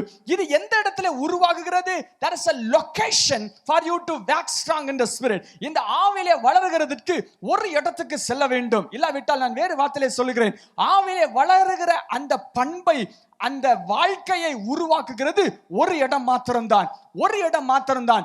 சரியாக அந்த இடத்துக்கு சென்று இந்த ஆவிலே பலன் கொள்ளுகிற அந்த அனுபவத்துக்குள்ளாக அவர் சென்றார். என்ன இடம் அது? அந்த வார்த்தை அதிலே சொல்லப்பட்டிருக்கிறது. லூக்கா 2ஆம் அதிகாரம் 80ஆம் வசனம் பின்பகுதியிலே, இஸ்ரவேலுக்கு தன்னை காண்பிக்கும் நாள் வரைக்கும் வனாந்தரத்திலே இருந்தான். The location that John chose is wilderness. அவர் எடுத்துக்கொண்ட இடம் வனாந்தரம் என்கிற இடம். நான் வேறு வார்த்தையாய் சொல்லுகிறேன், மிகப்பெரிய அழைப்பு இருக்கிறது, மிகப்பெரிய வார்த்தை வந்திருக்கிறது, மிகப்பெரிய வெளிப்பாடு வந்திருக்கிறது. இந்த வெளிப்பாடு பூமியிலே வெளிப்படுத்தப்படுவதற்காக பலன் கொள்ள வேண்டும், ஆவிலே பலன் கொள்ள வேண்டும், ஊற வேண்டும். வேறோடு வளர்ச்சி தேவை. சிந்தனை வகையான வளர்ச்சி அல்ல, வளர்ந்து கொண்டே இருக்கிற உடம்பு வகையான வளர்ச்சி அல்ல, ஆவிலே பலப்படுகிற ஒரு அனுபவம் தேவை. இந்த ஆவிலே பலப்படுகிற அனுபவத்தை சரியாக கொடுக்கிற ஒரு இடம் என்ன வேண்டும் என்றால் வனாந்தரம் என்கிற இடம். ஆகவே ஆண்டவர் வனாந்தரத்துக்கு அனுப்பினார். இன்னொரு வார்த்தையிலே சொல்லுகிறேன், the wilderness has a capacity to hold the calls of God. வனாந்தரம் என்பது கர்த்தருடைய அழைப்பை பெற்றுக்கொண்டு பக்குவப்படுத்துவதற்காக தேர்ந்தெடுக்கப்பட்ட இடமாய் இருக்கிறது. ஹல்லேலூயா. ஆண்டவர் வனாந்தரம் என்கிற ஒரு அனுபவத்துக்குள்ளாக அழைக்கப்பட்டவர்களை அனுப்புவார். ஆண்டவர் எகிப்திலிருந்து இஸ்ரவேலை வெளியே நடத்தி கொண்டு வந்தார். அவர் எகிப்திலிருந்து வெளியே நடத்தி கொண்டு வந்து எகிப்திலிருந்து காலடி எடுத்து வைத்த அடுத்த இடம் கானான் தேசம் அல்ல, அடுத்த இடம் வனாந்தரம் என்கிற இடம். ஆகவே அழைக்கப்பட்டவர்களுக்கு ஒரு அனுபவம் உண்டு, அழைப்பு வருகிறது. எகிப்திலிருந்து வெளியே வருகிற அனுபவம் வருகிறது. கானான் தேசம் அழைப்பை பெற்றுக்கொள்கிற இடம். ரெண்டு இடத்துக்கும் நடுவிலே ஒரு அனுபவம் தேவை, வனாந்தரம் என்கிற அனுபவம். ஆண்டவர் உங்களை அழைப்பை கொடுத்திருக்கிறார். இன்னைக்கு அழைப்புக்கு நேர் எதிரா நடக்கிற ஒரு இடத்துல வச்சிருக்கிறாரு. எத்தனை பேர் உங்களை வனாந்தரத்துல வச்சிருக்காருன்னா எல்லாரும் கை தூக்கி அல்லேலூயா சொல்லுவோம். நானும் சேர்ந்து சொல்லிடுறேன். எல்லாரும் கை தூக்கி சொல்லுங்களேன், ஹல்லேலூயா. ஆண்டவரே இப்படிப்பட்டு சொல்லிட்டீங்களே, இப்படி சொல்லி இப்படி பண்ணிட்டீங்களே, இப்படி சொல்லி என்ன இங்க தூக்கி வச்சிட்டீங்களே, உங்க பேச்சை கேட்டு இப்படி வந்தேன் பாத்தீங்களா? இப்படிலாம் சொல்ற ஒரு இடம் தான் வனாந்தரம். வனாந்தரத்துல தண்ணி இருக்காது, வனாந்தரத்துல வானங்கள் ஒண்ணு இருக்காது, காத்து ட்ரையா இருக்கும், ஒண்ணுமே இருக்காது, சாதாரண நடைமுறைகள் எல்லாம் இருக்காது, சாதாரணமாக மனிதன் வாழுவதற்கான பக்குவங்கள் இருக்காது. ஆனால் ஆவி வளருவதற்கான பக்குவம் உண்டாயிருக்கிற இடம் வனாந்தரம். ஹல்லேலூயா, ஹல்லேலூயா. ஆண்டவர் உங்களை வனாந்தரத்துக்கு அனுப்புவார். வனாந்தரத்திலே ஆண்டவர் உங்களை வைத்திருப்பார். யோவான் அழைப்பு பெற்றான், அவன் ஆவிலே பலப்படும்படியாக வனாந்தரத்துக்கு சென்றான். இயேசு அழைப்பு பெற்றார், அவர் வனாந்தரமான ஒரு இடத்துக்கு சென்றார். இந்த வனாந்தரம் என்கிறதுக்கு இன்னொரு வார்த்தை கூட சொல்லலாம், மறைந்திருக்கிற ஒரு இடம், வேறு ஒருவன் தொட முடியாத ஒரு இடம். It is a place of hidden. It is a hidden place. மறைந்திருக்கிற ஒரு இடம். வெளிப்பாடு இருக்கிறது, வெளியே சொல்வதற்கான நாள் வரவில்லை. 80வது வசனத்திலே பாருங்க, இஸ்ரவேலுக்கு தன்னை காண்பிக்கும் நாள் மட்டும், காண்பிக்கும் நாள் மட்டும், the day of manifestation, the day of revelation, வெளிப்பாடு வருகிற, வெளியே கொண்டு வருகிற அந்த நாளுக்கு முன்பதாக வரைக்கும் மறைந்திருக்கிற இடம், மறைந்திருக்கிற இடம். எனக்கு ஆண்டவர் சொல்லி இருக்கிறார், ஆனா காலம் இல்ல, மறைந்திருக்கிறேன், மறைந்திருக்கிறேன். ஆண்டவர் பல காரியங்களை கற்றுக் கொடுத்துட்டு இருக்கிறார், என் நேரம் இன்னும் வரவில்லை, மறைந்திருக்கிறேன், மறைந்திருக்கிறேன். நான் வனாந்தரத்தில் இருக்கிற அனுபவம் என்ன என்பதை இந்த நாளிலே நீங்கள் புரிந்து கொள்ள வேண்டும். ஹல்லேலூயா. ஆண்டவர் உங்களை சில நேரம் வனாந்தரத்துக்கு போகவில்லை என்றால் வனாந்தரத்துக்கு துரத்துவார். ஒருவேளை உங்களுடைய வாழ்க்கை வனாந்தரத்தில் இருக்குது நீங்க புரிஞ்சுக்கிட்டீங்க அப்படின்னா ஒன்னு புரியணும், ஏன் இப்படி இருக்குன்னு கேட்கறத விட்டுட்டு ஆவிலே பலன் கொள்கிற வேலையை ஆரம்பிக்கணும். ஹல்லேலூயா, ஹல்லேலூயா. The Lord will strip you from Egypt. எகிப்திலிருந்து வெளியே வந்தார்கள், ஆனால் எகிப்தின் மனநிலையிலிருந்து வெளியே வரவில்லை. எகிப்திலிருந்து உடம்பு வந்துச்சு, மூளை வரல. பின்னாடி போகணும்னு சொன்னாங்க, அங்க அடி வாங்கினதெல்லாம் மறந்து போனாங்க, பார்வோன் பண்ணதெல்லாம் மறந்து போனாங்க. ஐயா ஒன்னும் பின்னாடி வாரம் பாரு, அங்க போறேன்னு சொன்னாங்க. The mindset of Egypt. அனுபவங்களை கொடுத்தார், மாராவின் அனுபவத்தை கொடுத்தார், சிவந்த சமுத்திரம் அனுபவத்தை கொடுத்தார், மண்ணாங்கிற அனுபவத்தை கொடுத்தார், தண்ணில்லாத இடத்துல கொண்டு போய் சேர்த்தார், சீனாய் வனாந்தரத்துக்கு கொண்டு போய் சேர்த்தார், காகங்களை அனுப்பினார், மேல இருந்து இறைச்சியை அனுப்பினார், என்னெல்லாமோ ஆண்டவர் செய்கிறார். வனாந்திரம், வனாந்திரம், வனாந்திரம். The calling, the conducive place for calling is the wilderness. ஆண்டவர் அந்த அனுபவத்துக்கு உங்களை கொண்டு போய் சேர்க்கிறவராய் இருக்கிறார். இந்த இடத்துல 2 விஷயங்கள் நடக்கும். ஒன்னு, இந்த இடத்துல நீங்க மடிவீங்க, இல்லாட்டி நீங்க இந்த இடத்துல எழும்புவீங்க. ஹல்லேலூயா, ஹல்லேலூயா. வனாந்தரம் ஒன்று உங்களை கொண்டு கீழே போடும், இல்லாவிட்டால் வனாந்தரம் எடுத்து மேல செல்லும். ஒருவேளை நீங்க கேட்டுட்டு இருக்கலாம், ஏன் ஆண்டவரை எனக்கு இப்படி செஞ்சிருக்கீங்க, ஏன் ஆண்டவரை எனக்கு இதை அனுமதிச்சீங்க? சில காரியங்கள் ஆண்டவர் அனுமதித்த காரியங்கள், நீங்கள் போய் கொண்டிருக்கிற காரியங்கள் நீ உங்களால் உண்டானதல்ல, ஆண்டவர் அனுமதித்தினால் உண்டானது. ஏன் அனுமதித்தார்? ஒரே கேள்விக்கு பதில் தான். நிறைய கிறிஸ்தவர்கள் கேட்கிற கேள்வி இது, ஏன் ஆண்டவரை அனுமதிச்சீங்க? நான் என்ன பாவம் பண்ண, என் குடும்பம் என்ன பாவம் பண்ணிச்சு சொல்லும் போது மண்டல அடிச்சு அடிச்சு சொல்லுவாங்க, என் குடும்பம் என்ன தப்பு பண்ணிச்சு, நான் என்ன தப்பு பண்ண ஆண்டவரை இப்படி பண்ணிட்டீங்க? அழைக்கப்பட்டவன் எல்லாம் துரத்தப்படுகிற அடுத்த இடம் வனாந்தரம். ஹல்லேலூயா.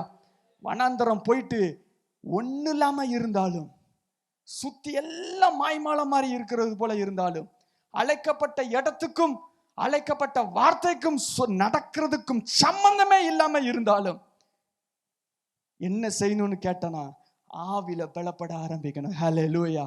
ஒன்னு சொல்லுகிறேன், நீங்க நின்று கொண்டிருக்கிற இடம், நீங்க இப்ப நின்றுட்டு இருக்கிற இடம் சரியான இடம். டு grow your spirit, ஆவியை பலப்படுத்துவதற்கு நீங்கள் நின்று கொண்டிருக்கிற இடம் சரியான இடம். ஹல்லேலூயா, ஹல்லேலூயா. இந்த இடத்துல என்ன அனுபவங்கள் தேவை? ரோமர் 12ஆம் அதிகாரம் அழகாக நமக்கு கற்றுக் கொடுக்கிறது. இந்த இடத்துல என்ன நடக்கும், ஆவிலே பலப்படுவதற்கு என்ன நடக்கும்? கடந்த 2 ஆண்டுகளாக அநேக காரியங்களையும் ஆவிக்குரிய காரியங்களையும் உங்களுக்கு நான் கற்றுக் கொடுத்திருக்கிறேன். ஆகவே நான் சில வசனங்களை சொல்லும் பொழுது ஏற்கனவே நான் உங்களுக்கு சொன்ன சில செய்திகளை நீங்கள் நினைவு கூறலாம். நினைவு கூர்ந்திருந்தால் வேறமாக இந்த காரியங்கள் புரிவதற்கு வாய்ப்புள்ளதா இருக்கும். ரோமர் 12ஆம் அதிகாரம் 1ஆம் வசனமும் 2ஆம் வசனமும் நான் வாசிக்கிறேன். இந்த வனாந்தரத்தில் என்ன சம்பவங்கள் நடைபெறும் என்று எழுதப்பட்டிருக்கிறது. அப்படி இருக்கிற சகோதரரே, நீங்கள் உங்கள் சரீரங்களை பரிசுத்தமும் பரிசுத்தம் என்கிற வார்த்தை உருவாகுகிற இடம் இந்த வனாந்தரம் என்கிற இடம். உலகத்தோடு இருக்கும் பொழுது பரிசுத்தம் இருக்க முடியாது, வனாந்தரத்துல ஈஸியா பரிசுத்தம் உண்டாயிருக்கும். தேவனுக்கு பிரியமான ஜீவ பலியாய் ஒப்பு கொடுக்க வேண்டும் என்று தேவனுடைய இரக்கங்களை முன்னிட்டு உங்களுக்கு வேண்டிக் கொள்கிறேன். இதுதான் புத்தியுள்ள ஆராதனை. 2ஆம் வசனம், நீங்கள் இந்த பிரபஞ்சத்துக்கு ஒத்த வேஷம் தெரியாமல், no world should be there, பிரபஞ்சத்திற்கு ஒத்த வேஷம் தெரியாமல், வேஷம் தரிக்கப்பட முடியாத ஒரு இடம் இந்த வனாந்தரம். வனாந்தரத்திலே தரிப்பித்திருக்கிற வேஷங்கள் களையப்படும், யோசிக்கிற யோசனைகள் உடைக்கப்படும். இதுதான் சாப்பாடு என்றிருக்கும், சாப்பாடு உடைக்கப்பட்டிருக்கும். ஆண்டவரை நம்புவதனால் வருகிறதா இருக்கும். ஹல்லேலூயா. ஆண்டவர் மேல் வைத்திருக்கிற பற்று, ஆவிலே பலப்படுகிற அனுபவம் ஒவ்வொன்றாக உருவாக்கப்படுகிற இடம் இந்த வனாந்தரமா இருக்கும். பிரபஞ்சத்திற்கு ஒத்த வேஷம் தரிக்கப்படாத அனுபவம். இந்த பிரபஞ்சம் எப்படிப்பட்ட பிரபஞ்சம்? வேகம் வேகம் உடனே, வேகம் வேகம் உடனே. இப்பொழுது நான் இருக்கிற வனாந்தரம் அது வேகம் கிடையாது, காத்திருக்கணும். நான் காத்திருக்கிறது சரி சரிதான், தவறான இடத்துல இருக்கிறது போல இருக்குது. முன்னாடி கண்ணுக்கு பார்த்தா ஒண்ணு இல்ல, உணர்வுக்கு பார்த்தா ஒண்ணு இல்ல, சிந்தனைக்கு பார்த்தா ஒண்ணு இல்ல, தண்ணியை பார்த்தா ஒண்ணு தெரியல. அங்க இருந்தா கூட நல்லா சாப்பிட்டுட்டு இருந்தேன், அழைக்கிறதுக்கு முன்பதாக கூட நன்றாக சாப்பிட்டுட்டு இருந்தேன். இப்ப ஆண்டவர் சொன்னதுக்கு அப்புறம் ஒண்ணும் நடக்க மாட்டேங்க. நிறைய பேர் சொல்லுவாங்க, ரொம்பலாம் ஜோம் பண்ணாத பிசாசு உங்களை படாதபடுத்திடுவான். நிறைய பேர் சொல்றதை கேட்டிருக்கேன். ரொம்பலாம் ஜோம் பண்ணாதீங்க, சும்மா அப்படி மேலோட்டமா இருக்கணும், அப்பதான் நம்ம சேஃபா இருக்க முடியும். ரொம்பலாம் ஜோம் பண்ணோம்னா ஏதாவது நம்மளுக்கு நடந்துரும். நிறைய பேர் சொல்லிருக்கீங்க போல, ஒரு மாதிரி முழிக்கீங்க. என்ன ரொம்பலாம் பைபிள் வாசிக்க கூடாது, ரொம்பலாம் ஜெபம் பண்ண கூடாது, தப்பு அது. தள்ளியே நின்னுக்குவோம். நமக்கு எதுக்கு? ஞாயிற்றுக்கிழமை வருவோம், அந்த ஆளை பாட்டு பாடுற, அப்படியே பாட்டு பாடுற, அந்த ஆளை ஓடிடுவோம். இப்படி இருக்கிற அனுபவம் இல்லை. அழைப்பு வந்த உடனே ஆண்டவர் எடுக்கிற இடம், உங்களை அனுப்புகிற துரத்துகிற இடம் வனாந்தரம். ஹல்லேலூயா. வனாந்தரத்துல கதறுகிற அனுபவம் இருக்கக்கூடாது. இஸ்ரவேல் மாதிரி ஆவில பலப்படுகிற அனுபவம் உண்டாயிருக்க வேண்டும். ஹல்லேலூயா. ஆண்டவருடைய அழைப்பு உண்மையானது, சொன்னது உண்மையானது, அழைத்தவர் உண்மையுள்ளவர், அவர் எல்லாவற்றையும் செய்வார், அவர் மனம் மாற மாட்டார், அவர் சொன்னதை செய்வார். என் கண்ணுக்கு தெரியல, ஆனா நடக்கும். ஹல்லேலூயா. என்னை அனுப்பினவரை நான் நம்புகிறேன், இப்படிங்கிற விசுவாசம் வளருகிற ஒரு அழகான இடம். இந்த இடம் என்ன நடக்குது பாருங்க. 2ஆம் வசனத்துல, இந்த பிரபஞ்சத்துக்கு ஒத்த விஷயம் தெரியாமல் தேவனுடைய நன்மையும், வாசிங்களேன், நன்மையும் பிரியமும் பரிபூரணமான சித்தம் இன்னதெண்டு கண்டுபிடிக்கிற இடம் வனாந்தரம். ஹல்லேலூயா, ஹல்லேலூயா. 3 லெவல் இருக்குது. ஒன்னு நன்மை, அடுத்து பிரியம், அடுத்து பரிபூரியம். Every good, the wonderful and the perfect gifts of God, perfect will of God. 3 நிலைப்பாடுகள் இருக்கிறது, 3 பரிமாணங்கள் இருக்கிறது. அதுல சிறந்த சித்தத்தை பகுத்தறிகிறதுக்கு, என்னுடைய மனம் புதிதாகிறதுக்கு இந்த அனுபவம் தேவை. மனது புதிதாக வேண்டும். என்னுடைய வாழ்க்கையின் தரம் உலகத்திலிருந்து பிரித்தெடுத்து வனாந்தரத்துல இருந்து தேவனோடு சேருகிற அனுபவம் உண்டாயிருக்க வேண்டும். ஏசாயாவிலே இப்படிப்பட்ட வனாந்தரத்தை குறித்ததான ஒரு அழகான வசனம் இருக்கிறது. இந்த வசனத்தை நம்ம அடிக்கடி வாசிப்போம், ஆனா வசனத்தினுடைய தன்மையை புரியாமல் வாசிப்போம். இன்னைக்கு நீங்க அந்த வசனத்தை வாசிக்க போறீங்க, புரிய போகிறீங்க, கர்த்தர் உங்களை ஆசீர்வதிக்க போகிறார். ஏசாயா 43ஆம் அதிகாரம் 18-19 வசனம். ஏசாயா 43:18-19. முந்தினவைகளை நினைக்க வேண்டாம், பூர்வமானவைகளை சிந்திக்க வேண்டாம். இதோ நான் புதிய காரியத்தை செய்கிறேன், இப்பொழுதே அதை அறியீர்களா? நீங்கள், நான் வனாந்தரத்திலே ஆறுகளையும் அவாந்தர வெளியை ஆறுகளையும் உண்டாக்குவேன். ஹல்லேலூயா. அதுல நம்மளுக்கு வசனம் மட்டும் வாசி அழகா விட்டுரும். புதிய காரியத்தை செய்கிறா, புதுசு வருது. புதுசு எங்க வருதுன்னு அடுத்து எழுதிருக்கு. எங்க வருதான்? வனாந்தரத்துலதான் வழி வருமா? ஹல்லேலூயா. புதுசுனாலே ஆண்டவர் புதுசா சொன்னாலே முடிஞ்சது. அங்க வனாந்தரத்துக்கு ஓட வேண்டியதுதான். புது வழி எங்க திறக்கும்னா வனாந்தரத்தை தான் திறக்கும். ஹல்லேலூயா. அடுத்து பாருங்க, ஆறுகளில அவாந்திர வழிதான் ஆறுகள் ஆகும். அவாந்திர வழிதான் ஏதேன் தோட்டமா மாறும். ஒண்ணு இல்லாத இடம் தான் தண்ணி தடாகமா மாறும். ஆண்டவர் தண்ணி தடாகம் வேணும்னா உங்களை ஒண்ணு இல்லாம ஆக்குவார். ஒண்ணு இல்லாத இடம் ஏதேன் தோட்டமா மாத்தணுமா அந்த இடத்துக்கு கூட்டு போவார். அப்பதான் தெரியும் இது கர்த்தரால் வந்தது என்று. ஹல்லேலூயா. அப்படிப்பட்ட ஒரு வசனத்தை வாசிக்கிறேன். ஏசாயா 41ஆம் அதிகாரத்துல ஒரு அழகான வசனம் இருக்கிறது. ஏசாயா 41 18ஆம் வசனம், 18, 19, 20வது வசனத்தை வாசிக்கிறேன். உயர்ந்த மேடுகளிலே ஆறுகளையும் பள்ளத்தாக்குகள் நடுவே ஊற்றுகளையும் திறந்து வனாந்தரத்தை தண்ணீர் தடாகமும் வறண்ட பூமி தான் நீர்க்கேணிகளுமா மாறுமா? அதுக்கப்புறம் வனாந்தரத்தில் என்னெல்லாம் வைப்பாங்களாம்? கேதுர் மரம், சித்தி மரம், மிருது மரம், ஒலிவ மரம் நட்டு அவாந்திர வழியிலே தேவதாரு விருட்சங்கள், பாய்மர விருட்சங்கள், புன்னை மரங்களை உண்டு பண்ணுவேன். ஒரு ட்ரீ லிஸ்ட் போட்டிருக்கல. இந்த லிஸ்ட்ல உள்ள எல்லா மரமும் எங்க வரும்னா நல்ல தண்ணி இருக்கிற 24 மணி நேரமும் தண்ணி இருக்கிற இடத்துல தான் வரும். கேதுரு மரம்லாம் தண்ணி இல்லாத இடத்துல வளர வாய்ப்பே கிடையாது. இப்ப ஆண்டர் எங்க வந்து நட போறாராம்? 19வது வசனத்துல வனாந்தரத்துல ஆண்டர் செய்ய போறாங்களாம். செஞ்சுட்டு என்ன சொல்றாங்க பாருங்க, சவால் விட்டு சீன் மாதிரி சொல்றாங்க. 20வது வசனத்துல, கர்த்தருடைய வாசியங்களை சத்தமாய், கர்த்தருடைய கரம் அதை செய்தது என்றும் இஸ்ரவேல் பரிசுத்தர் அதை படைத்தார் என்றும் யாவரும் கண்டு உணர்ந்து சிந்தித்து அறிவார்கள். ஹல்லேலூயா, ஹல்லேலூயா. வனாந்தர அனுபவம் வந்த பிறகுதான் நீங்க சொல்லுவீங்க, இது என்னால் உண்டானதல்ல, இது கர்த்தருடைய ஈவு. ஹல்லேலூயா. அது வரைக்கும் சொல்லுவீங்க, ஆண்டவர் என்ன நான் பயங்கர குவாலிஃபைடு, அதனால என்ன அழைச்சாருன்னு சொல்லிட்டு இருப்பீங்க. நான் அவ்வளவு தகுதி, என்ன மாதிரி ஜெபம் பண்ண தெரியுமா? நான் ஜெபம் பண்ண அப்படி வானம் கிளிற வரைக்கும் ஜெபம் பண்ணுவேன் அப்படின்னு ஜெபம் பண்ணிட்டு செய்து நல்லா நிறைய பேர் இப்படி சொல்லுவாங்க. நான் ஜெபம் பண்ணனால அப்படி நடந்துச்சு, நான் நல்லா ஜெபம் பண்ணேன். யாராவது ஒருத்தர் ஒரு சாட்சி வந்து சொன்னாங்கன்னா, நான் ஜெபம் பண்ணனால தானே, நான் ஜெபம் பண்ண அன்னைக்கு ஜெபம் பண்ணோம்ல அப்படி அழகா சொல்லும். தீத்து அப்படியே உள்ள இருந்து அப்படி வந்துகிட்டே இருக்கும். நான் ஜெபம் பண்ணனால, நான் செஞ்சனால இல்ல, அப்பா செய்கிறதுனால. ஹல்லேலூயா. எப்பொழுது அது புரிகிற அனுபவம் எப்ப வருகிறதுனா வனாந்தரத்துல தான் வரும். என்கிட்ட இருந்து கடவே கிடையாது, அப்பானால வருகிறது. ஹல்லேலூயா. வனாந்தரத்துல உண்டாகிற அனுபவம், வனாந்தரத்துல உண்டாத அனுகிரகம். It is time to grow your spirit, not your flesh. மாம்சத்தை வளர்க்கிற நேரம் இல்ல. மாம்சத்திலிருந்து புடுங்கி, உலகத்திலிருந்து ஒத்த வேஷம் தரிக்கிற அனுபவங்களிலிருந்து புடுங்கி வனாந்தரத்திலே கர்த்தருடைய வழிகளை பிடித்து ஆவிலே வளர்ந்து பலங்கொண்டு வெளியே வருகிற அனுபவம் உண்டாக போகிறது. ஹல்லேலூயா. அழைப்பு வந்தது, வனாந்தர அனுபவம் வந்தது. என்ன நடந்தது? வாசியுங்கள். லூக்கா 1 அதிகாரம். லூக்கா 1 அதிகாரம் 11 வசனத்தை வாசித்தோம். தூதன் வந்தான். 13 வசனத்தை வாசித்தோம். யோவான் என்று பெயரிட்டான். 80வது வசனத்தை வாசித்தோம். 30 ஆண்டுகள் சும்மா இருந்தார். 30 ஆண்டுகள் வனாந்தரத்துல இருந்தார். என்ன பண்ணுகிறாருன்னு தெரியாது, அட்ரஸ் கிடையாது, சாப்பாடுக்க தெரியாது, என்ன நடக்குனே தெரியாது. ஆனால் என்ன நடந்தது? அப்படி சொல்லி முடித்த பின்பதாக என்ன நடந்தது? லூக்கா 3 அதிகாரம் 6 வசனம், 5 வசனம், 6 வசனம், 3 வசனம் வாசிக்கிறேன். லூக்கா 3 அதிகாரம் 3 வசனம். அவருடைய நேரம் வந்தது. நேரம் வரும்பொழுது எப்படி இருந்தது பாருங்க. அப்பொழுது கர்த்தருக்கு வழியை ஆயத்தப்படுத்துங்கள், அவருடைய பாதைகளை செவைப்படுங்கள் என்றும், பள்ளங்கள் எல்லாம் நிரப்பப்படும், சகல மலைகளும் குண்டுகளும் தாழ்த்தப்படும், கோணலானவைகள் செவையாக்கப்படும், கரடானவைகள் சமமாக்கும் என்றும், மாம்சமான யாவரும் தேவனுடைய ரட்சிப்பை காண்பார்கள் என்றும், வனாந்தரத்தில் கூப்பிடுகளுடைய சத்தம் உண்டாகும் என்றும் ஏசாயா தீர்க்கதரிசி ஆகமத்தில் எழுதியிருக்கிற பிரகாரம் எப்படி ஆரம்பிக்கிறார் பாருங்க. ஆரம்பிச்சுட்டு என்ன நடந்தது? அவருடைய ஊழியங்கள் பயங்கரமாய் நடந்தது. 5 வசனம். லூக்கா 3 அதிகாரம் 6 வசனத்தை வாசிப்போம். அவன் யோர்தான் நதிக்கு அருகான தேசமெங்கும் போய் பாவ மன்னிப்பு கண்டு மனம் திரும்புதலுக்கு ஏற்ற ஞானஸ்நானத்தை குறித்து பிரசங்கித்தான். அவன் தன்னிடத்திலிருந்து ஞானஸ்நானம் பெறும்படி புறப்பட்ட திரளான ஜனங்கள் வந்தார்கள். கரங்களை தட்டி கர்த்தருக்கு நன்றி செலுத்துவோமா? ஹல்லேலூயா. உங்க மேல அழைப்பும் ஆண்டவருடைய நேரமும் வந்துச்சுன்னா, வனாந்தரத்துல இருந்து கத்துனாலும் சரி, ஊர்ல இருந்து கிளம்பி எல்லாரும் வருவாங்க. கரங்களை தட்டி கர்த்தருக்கு நன்றி செலுத்துவோம். இதே காரியத்தை இன்னொரு இடத்துல அழகாக சொல்லப்பட்டிருக்கிறது. மத்தேயு 3 அதிகாரம் 5 வசனம், 6 வசனம். இதே அவருடைய அனுபவங்கள் சொல்லப்பட்டிருக்கிறது. மத்தேயு 3 அதிகாரம் 5 வசனம், 6 வசனம். அப்பொழுது எருசலேம் நகரத்தாரும், எல்லாரும் வாசிங்களேன், எருசலேம் நகரத்தாரும் யூதேயா தேசத்தார் அனைவரும் யோர்தானுக்கு அடுத்த சுற்றுப்புறத்தார் யாவரும் அவனிடத்துக்கு போய் தங்கள் பாவங்களை அறிக்கையிட்டு யோர்தான் நதியிலே அவனால் ஞானஸ்நானம் பெற்றார்கள். ஹல்லேலூயா. ஏன் நடந்தது? ஆவிலே பலங்கொண்டான். அழைப்பு வந்துச்சு. காலம் வர காத்திருந்தான். வர்ற வரைக்கும் என்ன செய்யணும்னு தெரியும். இதுதான் நம்ம தொலைச்சிட்டோம். ஆண்டவர் ஆசீர்வதிப்பார். நாளைக்கு நல்லா இருப்போம் நமக்கு தெரியும். இன்னைக்கு என்ன பண்றோம்? புலம்பிட்டு இருப்போம். ஆசீர்வாதத்தை 2 வகையா பெறலாம். ஒன்னு முறுமுறுத்து பெறலாம், இல்லாட்டி துதித்து பெறலாம். இஸ்ரவேலர்கள் முறுமுறுத்து பெற்றாங்க. ஆனா நம்ம முறுமுறுத்து பெறக்கூடாது, துதித்து பெறணும். ஹல்லேலூயா. வனாந்தரத்துல தான் இருக்கேன், தண்ணி இல்ல, தண்ணி கசப்பா தான் இருக்கு. அழைத்தவர் யாருன்னு மறந்துட்டியா? தண்ணி இப்ப இதாகும். ஹல்லேலூயா. ஹல்லேலூயா. எனக்கு இப்ப சாப்பாடு இல்ல, என்ன பண்ணு தெரியல, வயிறு பசிக்கு. ஆனா எனக்கு தெரியும், சமுத்திரத்தை திறந்தவர் தான் முன்னாடி தான் போயிட்டு இருக்காரு, அவர் தருவாரு. ஹல்லேலூயா. எனக்கு ஒண்ணுமே கிடைக்கல, நீ நம்ம நாள் இப்படி வந்தா அப்படி வளர்ற ஆட்கள் கிடையாது. வனாந்தரத்துல என்ன பண்ணணும்னு உங்களுக்கு தெரியணும். ஹல்லேலூயா.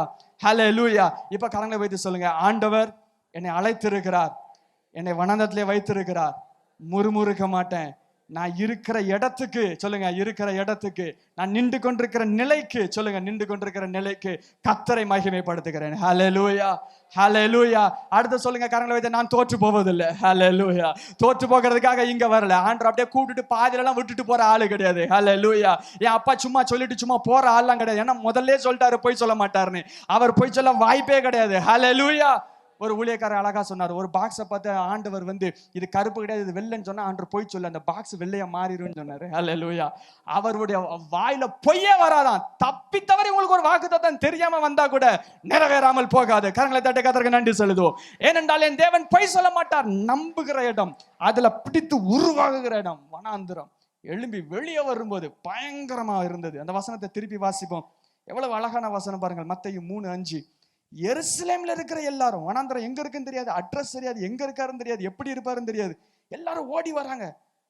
யூதேயா தேசத்தார் எல்லாரும், யோர்தானுக்கு அடுத்த சுற்றுப்புறத்தார் யாவரும் அவனிடத்துக்கு போய் பாவங்களை அறிக்கையிட்டு யோர்தான் நதியிலே ஞானஸ்நானம் பண்ணாங்க. இயேசுவினுடைய ஊழியங்கள் எப்படி நடந்தது? லூக்கா 4 அதிகாரத்திலே இயேசுவானவரும் வனாந்தரத்துக்கு அனுப்பப்பட்டார். அந்த வனாந்தரத்திலே இயேசு அனுப்பப்பட்ட அனுபவத்தை தான் நினைவு கூறுவதற்காக லெந்து காலங்கள் உருவாக்கப்பட்டிருக்கிறது. ஹல்லேலூயா.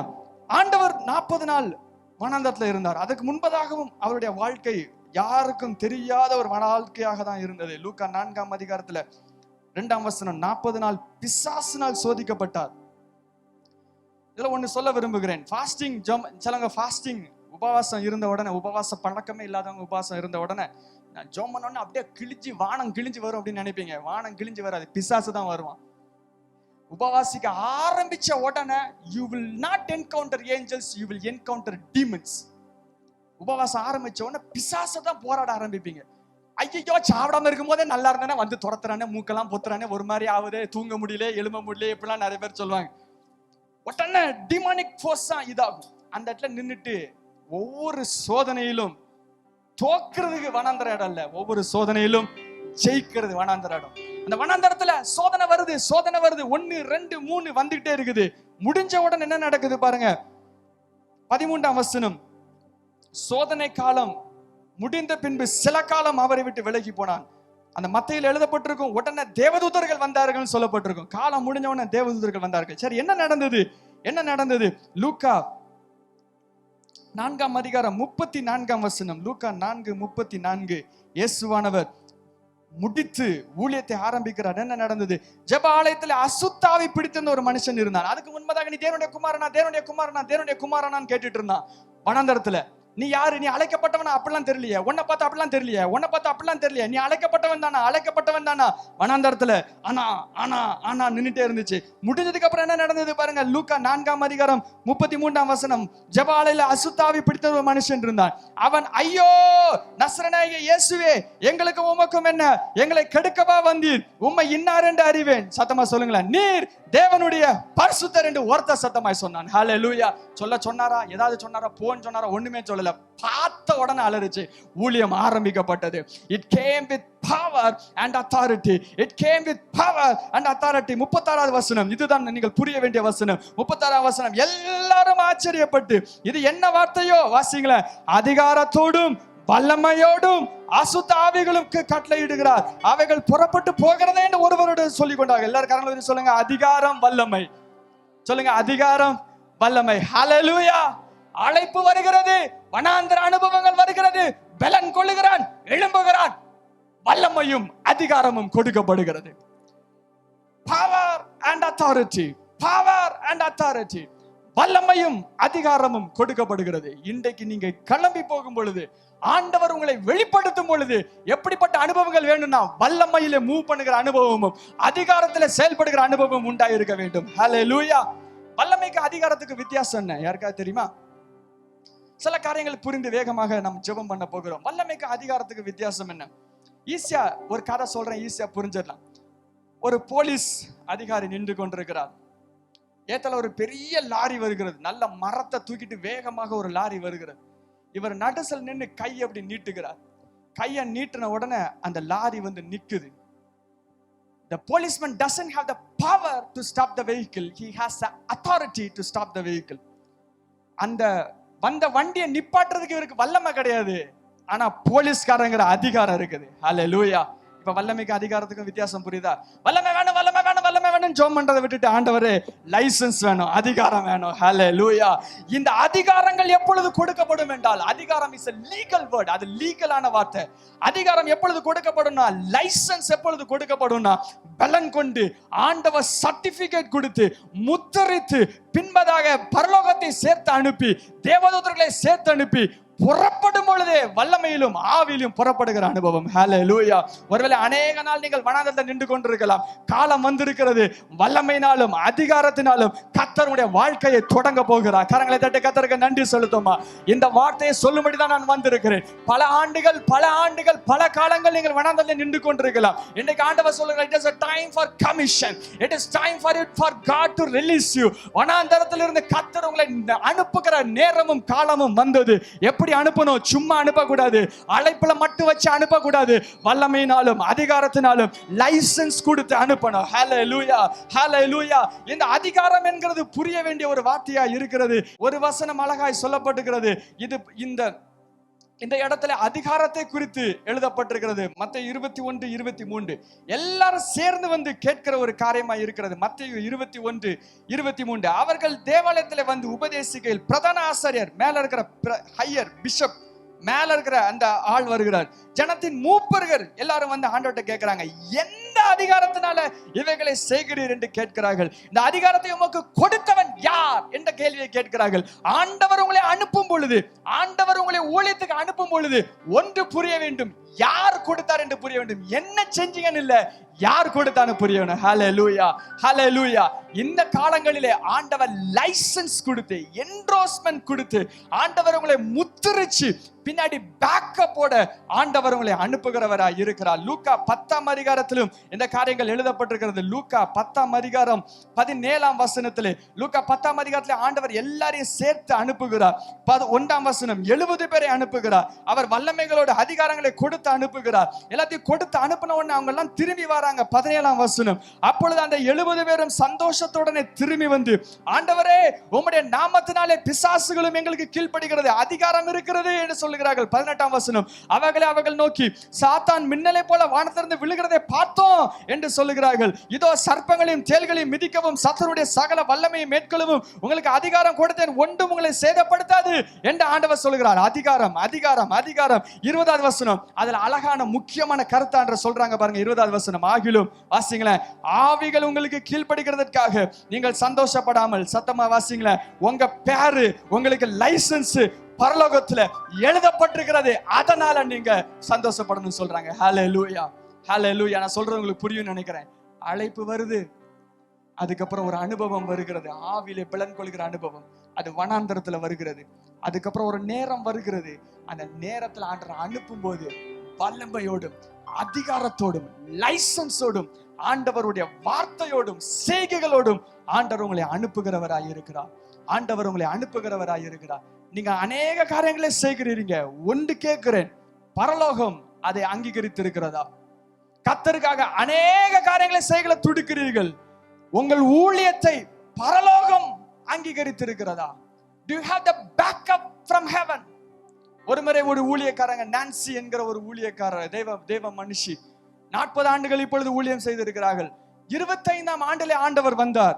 வந்து சொல்லுகிறான், 25 ஆண்டுகள் ஊழியம் செய்தது இல்ல, இப்ப நீ வேற ஒண்ணு செய்ய அப்படின்னு சொல்றாங்க. ஆண்டவர் 25 ஆண்டு ஊழியம் செய்தது வேஸ்டா அப்படின்னு அவங்க கேட்கிறாங்க. அது எனக்கு பிரியமில்லை என்று ஆண்டவர் சொல்லுகிறார். ஊழியங்கள் செய்கிறார்கள், எல்லாத்தையும் விட்டு ஊழியம் செய்கிறாங்க. 25 இயர்ஸ் வேஸ்டா இருந்தா எப்படி இருக்குன்னு யோசிச்சு பாருங்களேன். கெனத் ஹாகின் என்கிற ஒரு தேவ மனிதர் இருந்தார். அவர் 14 ஆண்டுகள் ஒரு பெரிய சபை வைத்து போதகராக இருந்து 14 ஆண்டுகள் ஊழியம் செய்து கொண்டிருந்தார். 14ஆவது ஆண்டில் அவர் முழங்கால் படியிட்டு, ஆண்டவரே அடுத்து என்ன செய்ய எனக்கு விருப்பமா இருக்கிறது என்று முழங்கால் படிட்டு அவர் ஜெபம் பண்ணினார். அடுத்து என்ன செய்ய போகிறீர் என்று கேட்டார். ஆண்டவர் அப்பொழுது தரிசனமாகி, முதல் முறையாக அவருக்கு தரிசனமாகி, நான் உன்னை முதலாவதாக இந்த ஊழியத்துக்கு அனுப்புகிறேன் என்று ஆண்டவர் சொல்லி கொண்டே இருக்கிறார். உடனே இவர் நிப்பாட்டி, ஆண்டவர் என்ன சொல்றீங்க, முதலாவதாகவா? நாங்க 14 வருஷம் ஊழியம் செஞ்சு பெரிய சர்ச்சில் பாஸ்டரா இருக்கிறேன். உடனே ஆண்டவரை பார்த்து சொன்னாங்களா, நான் சொன்னேனா?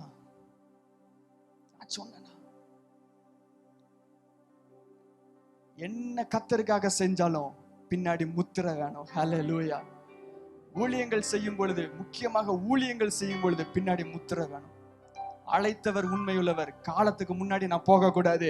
ஆண்டவருடைய அனுமதியோடு அதிகாரத்தோடு நான் செல்ல வேண்டும். ஹல்லேலூயா, ஹல்லேலூயா. இதுக்கெல்லாம் தேவை வனாந்திரம், இதுக்கெல்லாம் தேவை ஆவியிலே பலப்படுகிறது. இன்னைக்கு ஒரு தீர்மானம் நீங்கள் எடுக்கணும். என்ன இருந்தாலும் சரி, ஆவியிலே பலப்படுகிற அனுபவம் எனக்கு தேவை. ஆவியிலே உந்தப்பட்டு எழுப்பி நிற்கிற அனுபவம் தேவை. ஆவியிலே பலப்படுகிறதுனா என்ன? உலகத்தினுடைய காரியங்கள் புடுங்கப்பட்டு ஆவியிலே பலப்படுகிறது.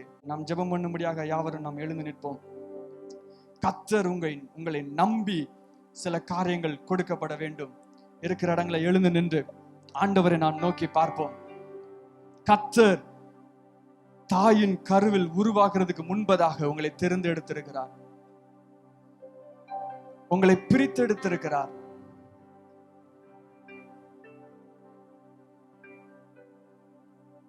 இன்றைக்கு நீங்கள் நின்று கொண்டிருக்கிற இடம் வனாந்திரம், கைவிடப்பட்ட நிலைமை போல இருக்கிற இடம், கண்கள் புடுங்கப்பட்ட இடம் போல இருக்கிற ஒரு இடம். ஒரு வருஷத்துக்கு முன்னாடி கூட நல்லா ஜோமன்னா பிரசன்ஸ் ஃபீல் ஆகும். இப்ப பிரசன்ஸே ஃபீல் ஆகல. அதனால நான் தப்பான இடத்துல நின்னுட்டு இருக்கிறேன். இல்லை, God is removing your emotion and is testing you. உங்களை சோதிக்கிறார், உங்களை சோதிக்கிறார். அநேக கிறிஸ்தவருடைய வார்த்தை பிரசன்னம் போயிட்டு நான் தப்பான இடத்துக்கு போயிட்டேன், பிரசன்னம் போயிட்டு தப்பான இடத்துக்கு போயிட்டேன். ஜெபம் பண்ணும்போது அப்படியே கல்லு மாதிரி இருக்கு. நீங்க தப்பான இடத்துக்கு போல ஆவில பலன் கொள்கிற இடத்துக்கு வந்திருக்கிறீர்கள். நீங்கள் வனாந்தரத்துல இல்ல, ஆவில பலன் கொள்கிற இடத்துக்கு வந்திருக்கிறீர்கள். It is time to focus on the visions of God. உங்களுடைய வாழ்க்கை தேவன் கொடுத்த அழைப்பை விட்டு தூரம் போய்விட்டதோ, திரும்பி வந்து எடுத்துக்கொள்கிற நேரம் இது. கடைசி நேரத்துல கர்த்தர் உங்களுக்கு அழைப்பு கொடுக்கிறார். கீழே போட்ட, தூர போட்ட, கண்கள் பிடுங்கப்பட்டதினால், உணர்வுகள் பிடுங்கப்பட்டதினால், வனாந்தரத்தினுடைய வலியும் வனாந்தரத்தினுடைய வேதனையினுடைய அதிகமான காரணத்தினால் துவண்டு போய் மண்கனோடு புரண்டு கொண்டிருக்கிற உன்னை பார்த்து கர்த்தர் சொல்லுகிறார், உன்னுடைய அழைப்பு இன்னும் தூர போகவில்லை, அது இன்றும் உன் தலை மீது தான் நின்று கொண்டிருக்கிறது. இன்றும் கர்த்தர் உன்னோடு தான் இருந்து கொண்டிருக்கிறார். கர்த்தர் உன்னை விட்டு தூர போகவில்லை. You haven't lost the call. 10 வருஷம் ஆனாலும் சரி, 15 வருஷம் ஆனாலும் சரி, இன்றைக்கு கர்த்தர் சொல்லுகிறார், திரும்பி வா. The Lord is ready to enhance you. உன்னை பலப்படுத்துவதற்கு கர்த்தர் உண்மையுள்ளவராய் இருக்கிறார். உன்னை தூக்குவதற்கு உண்மையுள்ளவராய் இருக்கிறார். உங்களுடைய வாழ்க்கையை சீர்படுத்துவதற்கு கர்த்தரால் முடியும். நீங்க வனாந்தரத்துல இருந்தாலும் சரி, யாருமே பார்க்காத இடத்துல இருந்தாலும் சரி, எருசலேமில் இருந்தும் யூதாவில் இருந்தும் எங்க இருந்தாலும் கர்த்தர் கூட்டி கொண்டுட்டு வர கர்த்தரால் முடியும். God can do it only at the time of his release. Release டேட்டுக்கு முன்பதாக அவசரப்படாத. வெளிப்பாடு இருக்கு, அவசரப்படாத. உன் நேரம் வரவில்லை. யூடியூப்ல போட்டலாமா, அதை பண்ணிடலாமா, இப்படி பண்ணிடலாமா, இப்படி பண்ணிடலாமா? நோ, உன் வேலை இன்னும் வரவில்லை. காலம் வர்றதுக்கு முன்பதாக அவசரப்படாதே. கர்த்தருடைய முத்திரையோடு நீ புறப்படு. ஹல்லேலூயா. கர்த்தருடைய முத்திரையோடு புறப்படு. கரங்களை உயர்த்தி, ஆண்டவரே உம்முடைய வல்லமையும் அதிகாரத்தோடு எப்படி யோவானை அனுப்பினீரோ, எப்படி இயேசுவை வனாந்தரத்திலிருந்து அனுப்பினீரோ, எப்படி பவுலை அரேபியாவிலிருந்து வந்த பின்பதாக மிகுந்த அற்புதங்களோடு நீர் அனுப்பினீரோ, மிகுந்த வல்லமையோடு அனுப்பினீரோ, அதே போல என்னை அனுப்பும். அதுவரை நான் உம்முடைய ஆவிலே பலன் கொள்வதற்கு எனக்கு கிருபை தாருன்னு கேளுங்க. கிருபை தாருன்னு கேளுங்க. எல்லாரும் வாய்களை திறந்து எல்லாரும் ஆண்டவரத்துல கதறுங்க. கண்களை மூடி, பக்கத்துல இருக்கிற யாரும் பார்க்க வேண்டாம். எவ்வளவு தூரமான தரிசனமா இருந்தாலும் சரி, தள்ளி போட்ட தரிசனமா இருந்தாலும் சரி, சின்ன 8 வயசுல 9 வயசுல கர்த்தர் பேசின வார்த்தைகளை நினைவு கூறுங்கள். நீங்கள் தள்ளி வைத்த ஒவ்வொரு வாக்குத்தத்தங்களை நினைவு கூறுங்கள். ஒவ்வொரு தரிசனங்களை நினைவு கூறுங்கள். ஆண்டவர் உங்களோடு பேசின வசனத்தை நினைவு கூறுங்கள். முதலாக பேசின வசனத்தை நினைவு கூறுங்கள். உங்களுடைய எண்ணங்களிலே கொண்டு வாருங்கள். உங்களுடைய சிந்தனைகளிலே கொண்டு வாருங்கள். கர்த்தர் உங்களோடு இருக்கிறார். கர்த்தர் உங்களோடு இருக்கிறார். உங்களை கைவிடுவதற்காக அவர் அழைத்தவர் அல்ல. உங்களை வனாந்தரத்திலே கொன்று போடுவதற்காக அழைத்தவர் அல்ல. இஸ்ரவேலர்கள் சொன்னார்கள், எங்களை எகிப்திலிருந்து எங்களை கூட்டி கொண்டு வந்து வனாந்தரத்திலே கொண்டு போடவா எங்களை கூட்டி கொண்டு வந்து எமோரியரின் கையிலே எங்களை விழ வைக்கவா என்று கூட்டு கொண்டு வந்தேன். உபாகமம் 1ஆம் அதிகாரத்திலே அவர்கள் புலம்பினார்கள்.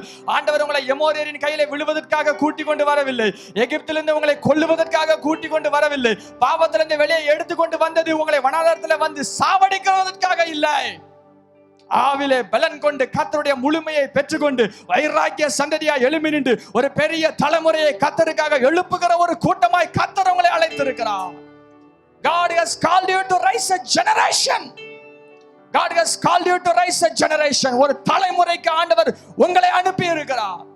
You are the sign for this generation. இந்த தலைமுறைக்கு கர்த்தர் கொடுத்த அற்புதமும் அடையாளமும் நீங்க தான். You are the sign for this generation. உங்களை வார்த்தையினால் நிரப்பி இருக்கிறார். உங்களை வெளிப்பாட்டினால் நிரப்பி இருக்கிறார். கிருபையினாலே நிரப்பி இருக்கிறார். ஆனால் இருக்கிற வனாந்தரம். சந்தோஷப்படுங்க, சந்தோஷப்படுங்க. இன்னும் காலம் இருக்கிறது. ஆவிலே பலன் கொள்கிறதுக்கு காலம் இருக்கிறது. தண்ணீர் இல்ல இருக்கட்டு, வழி வரப்போகிறது. தண்ணீர் இல்லாமல் இருந்தாலும் வழி வரப்போகிறது. ஒன்று இல்லாமல் இருந்தாலும் வழி வரப்போகிறது. ஏனென்றால் கர்த்தர் உங்களோடு இருக்கிறார். கர்த்தர் யோசேப்போட சிறைச்சாலையிலே இருந்தார். பெரிய கனவு வந்தது. எல்லாரும் வணங்குவார்கள். அப்பா அம்மா பிள்ளைகள் எல்லாரும் வணங்குவார்கள். ஆனால் இருந்த இடம் சிறைச்சாலை. அழகாக வசனம் எழுதப்பட்டிருக்கிறது. கர்த்தர் யோசேப்போட சிறைச்சாலையிலே இருந்தார். God was with Joseph in prison. யோசேப்போட இருந்தார், சிறைச்சாலையிலே இருந்தார். அவமானப்பட்டான், அசிங்கப்படுத்தப்பட்டான். ஒருவேளை நீங்கள் அசிங்கப்படுத்தப்பட்டிருக்கலாம், தேவையில்லாமல் நிந்திக்கப்பட்டிருக்கலாம். தேவையில்லாத வார்த்தைகளை, மற்றவர்கள் சொன்ன வார்த்தைகளை, காயமான வார்த்தைகளை இருதயத்திலே பிடித்துக்கொண்டு இப்படி சொல்லிட்டாங்களே, இப்படி சொல்லிட்டாங்களே, மிகுந்த ஒரு அஃபென்ஸ் நின்று கொண்டிருக்கலாம். holding on to an offense is a sin. மற்றவர்கள் சொன்ன வார்த்தைகளை இருதயத்திலே பிடித்துக் கொண்டிருப்பது பாவம். பாவம். You are not supposed to hold a person's word. இன்னொரு மனிதன் பேசின வார்த்தைகளை இருதயத்தில் கிறிஸ்தவன் சுமப்பதற்கு அனுமதி இல்லை. மீண்டும் சொல்லுகிறேன், அனுமதி இல்லை. உங்களை வீழ்த்துவதற்காக வந்த வார்த்தைகளை மனதிலே பிடித்துக் கொண்டிருப்பதற்கு உங்களுக்கு அனுமதி இல்லை. சத்துரு சொன்ன வார்த்தைகள் உண்மையே என்று நம்பி இருதயத்திலே பிடித்துக் கொண்டிருப்பதற்கு அனுமதி இல்லை. அவன் பொய்யன். அவன் பொய் சொன்னதை நீங்க நம்புனீங்கன்னா அழைத்த தேவன் பொய்யன் என்று நீங்கள் சொல்லுகிறீர்கள்.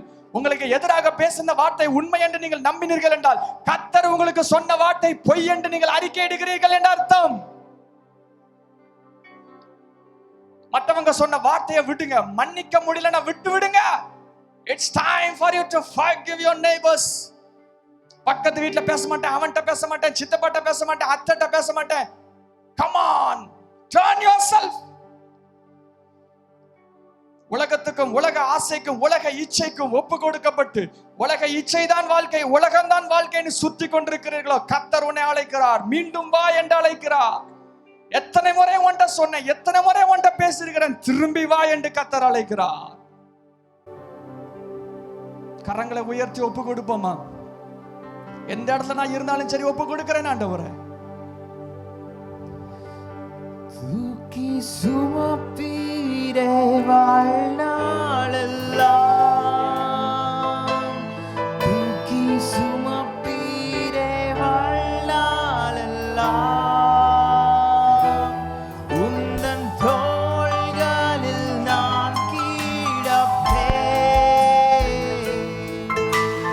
பயமின்றி வாழ்ந்திடுவேன். நம்பி இயேசுவை பார்த்து தூக்கி சுமப்பீரே வாழ்நாளெல்லாம். நம்புக இயேசுவை தூக்கி சுமப்பீரே வாழ்நாளெல்லாம், உந்தன் தோள்களில் நான் கிடப்பேன், பயமின்றி வாழ்ந்திடுவேன்.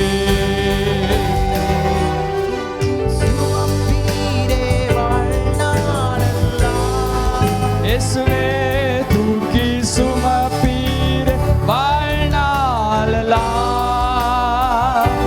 உந்தன் தோள்களில் நான் கிடப்பேன், பயமின்றி வாழ்ந்திடுவேன்.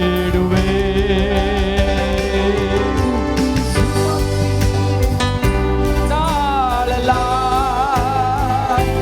தூக்கி சுமப்பீரே வாழ்நாளெல்லாம்,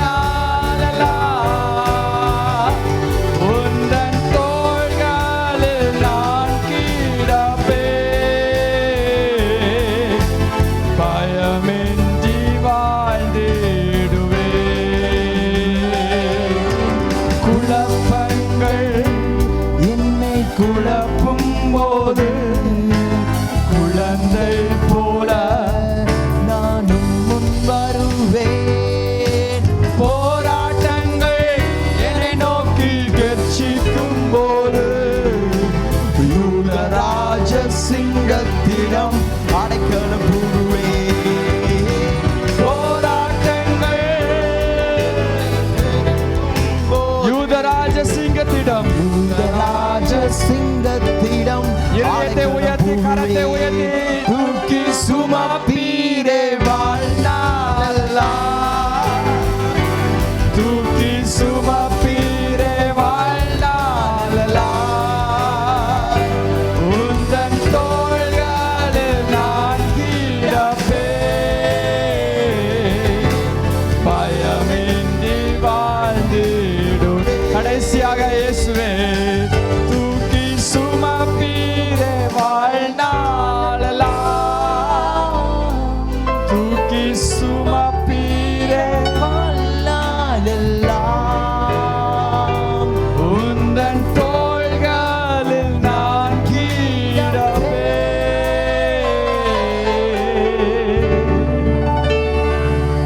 பயமின்றி வாழ்ந்திடுவேன்.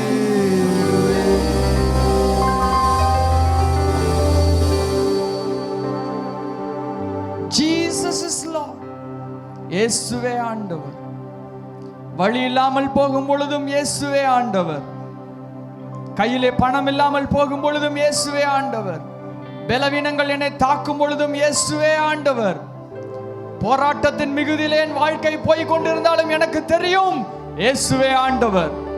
ஆவிலே நான் பலன் கொள்ள வேண்டும், ஆவிலே பலன் கொள்ள வேண்டும். ஏன் எனக்கு இவைகள் வந்தது, ஏன் அனுமதிக்கப்பட்டது? ஆவிலே பலன் கொள்ள வேண்டும்.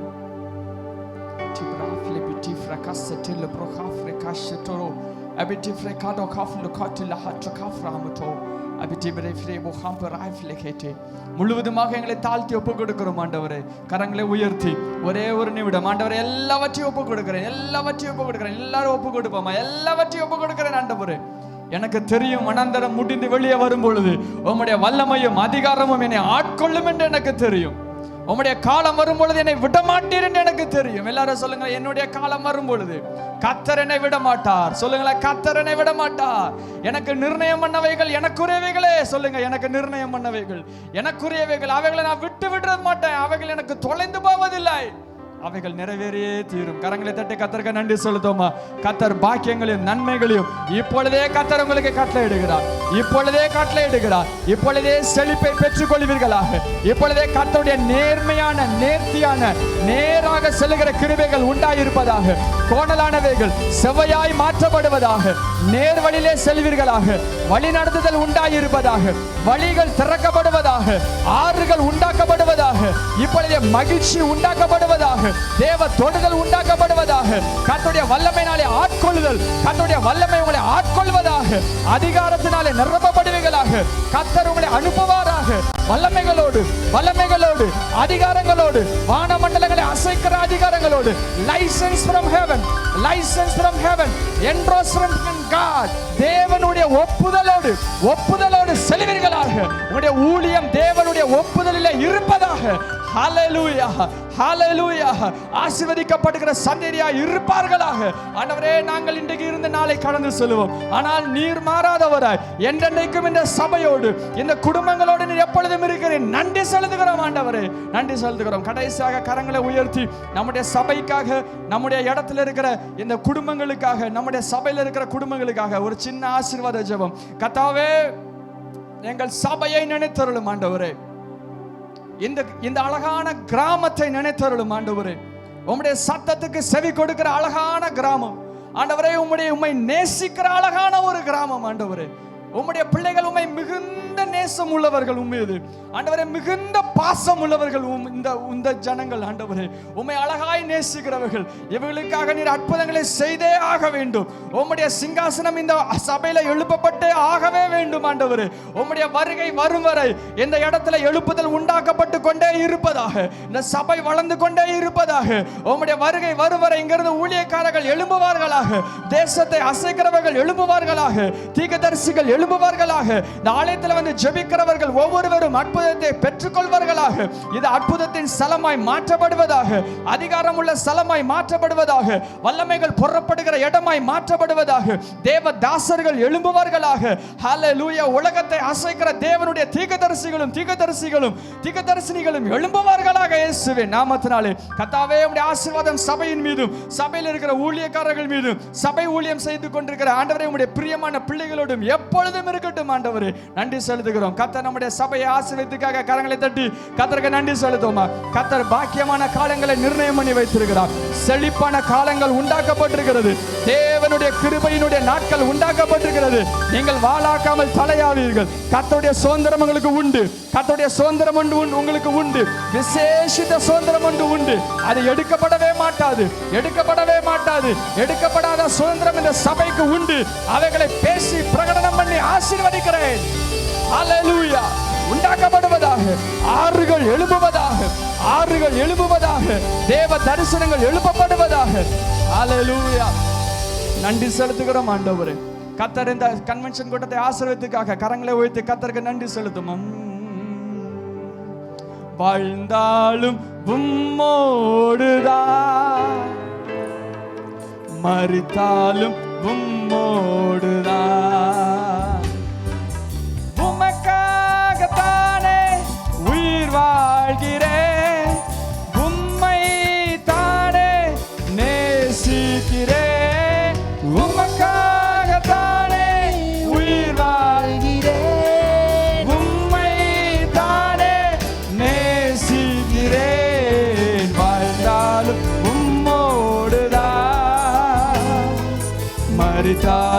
உம்மோடுதான்.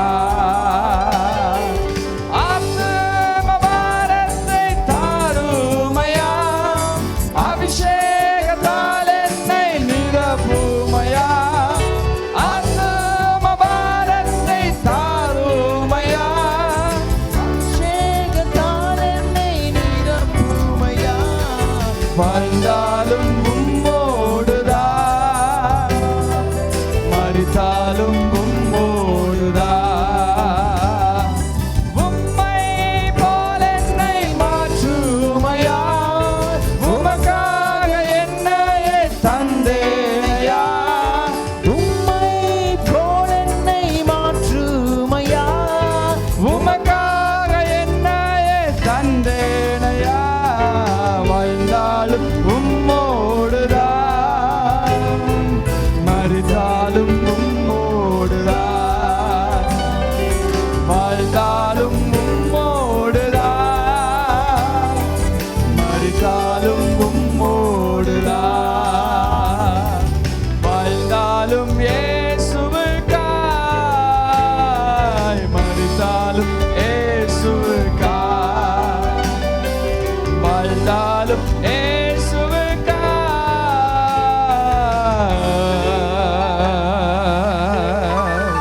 மரித்தாலும் இயேசுவுக்காய். நீர் ஒருவரே பெரியவர், நீர் ஒருவரே ராஜா, நீர் ஒருவரே சகலத்தையும் படைத்து உருவாக்கியவர், நீர் ஒருவரே அல்பாவும் உமேகாவுமானவர், நீர் ஒருவரே முந்தினவரும் பிந்தினவருமானவர், நீர் ஒருவரே சேரக்கூடாத ஒளியில் வாசம் செய்கிறவர், நீர் ஒருவரே சகலத்தையும் மதினத்தின் காலத்தை நேர்த்தியாய் படைத்து உருவாக்கியவர், நீர் ஒருவரே ராஜா என்று அறிக்கையிடுகிறோம், நீர் ஒருவரே தெய்வம் என்று அறிக்கையிடுகிறோம். சீக்கிரமாய் பூமிக்கு திரும்பி வரும் உடைய வருகை எதிர்நோக்கி காத்திருக்கிறோம். எங்களையும் எங்களுடைய காரியங்கள் எல்லாவற்றையும் தாழ்த்தி ஒப்பு கொடுக்கிறோம். நீர் மாத்திரம் உயர்ந்திருப்பீராக, நீர் மாத்திரம் சகல மகிமையும் கனத்தையும் எல்லாவற்றையும் நீரே ஏற்றுக்கொள்வீராக. உடைய நாமம் மாத்திரம் மகிமைப்படட்டும். உயிர்த்தெழுந்த இயேசு கிறிஸ்துவின் ஜெபிக்கிறோம் நல்ல பிதாவே, ஆமென் ஆமென். கர்த்தர் செய்த எல்லா அழகான உபகாரங்களுக்காக இயேசுவுக்கு நல்ல கரங்களை தட்டி, எல்லா மாற்றங்களை தந்த ஆண்டவருக்கு, புதிய பலத்தை தந்த ஆண்டவருக்கு, நம்மை மாற்றி அமைத்த இயேசுவுக்கு நல்ல கரங்களை தட்டி அப்பாக்கு நன்றி செலுத்துவோமா. ஆமென் ஆமென்.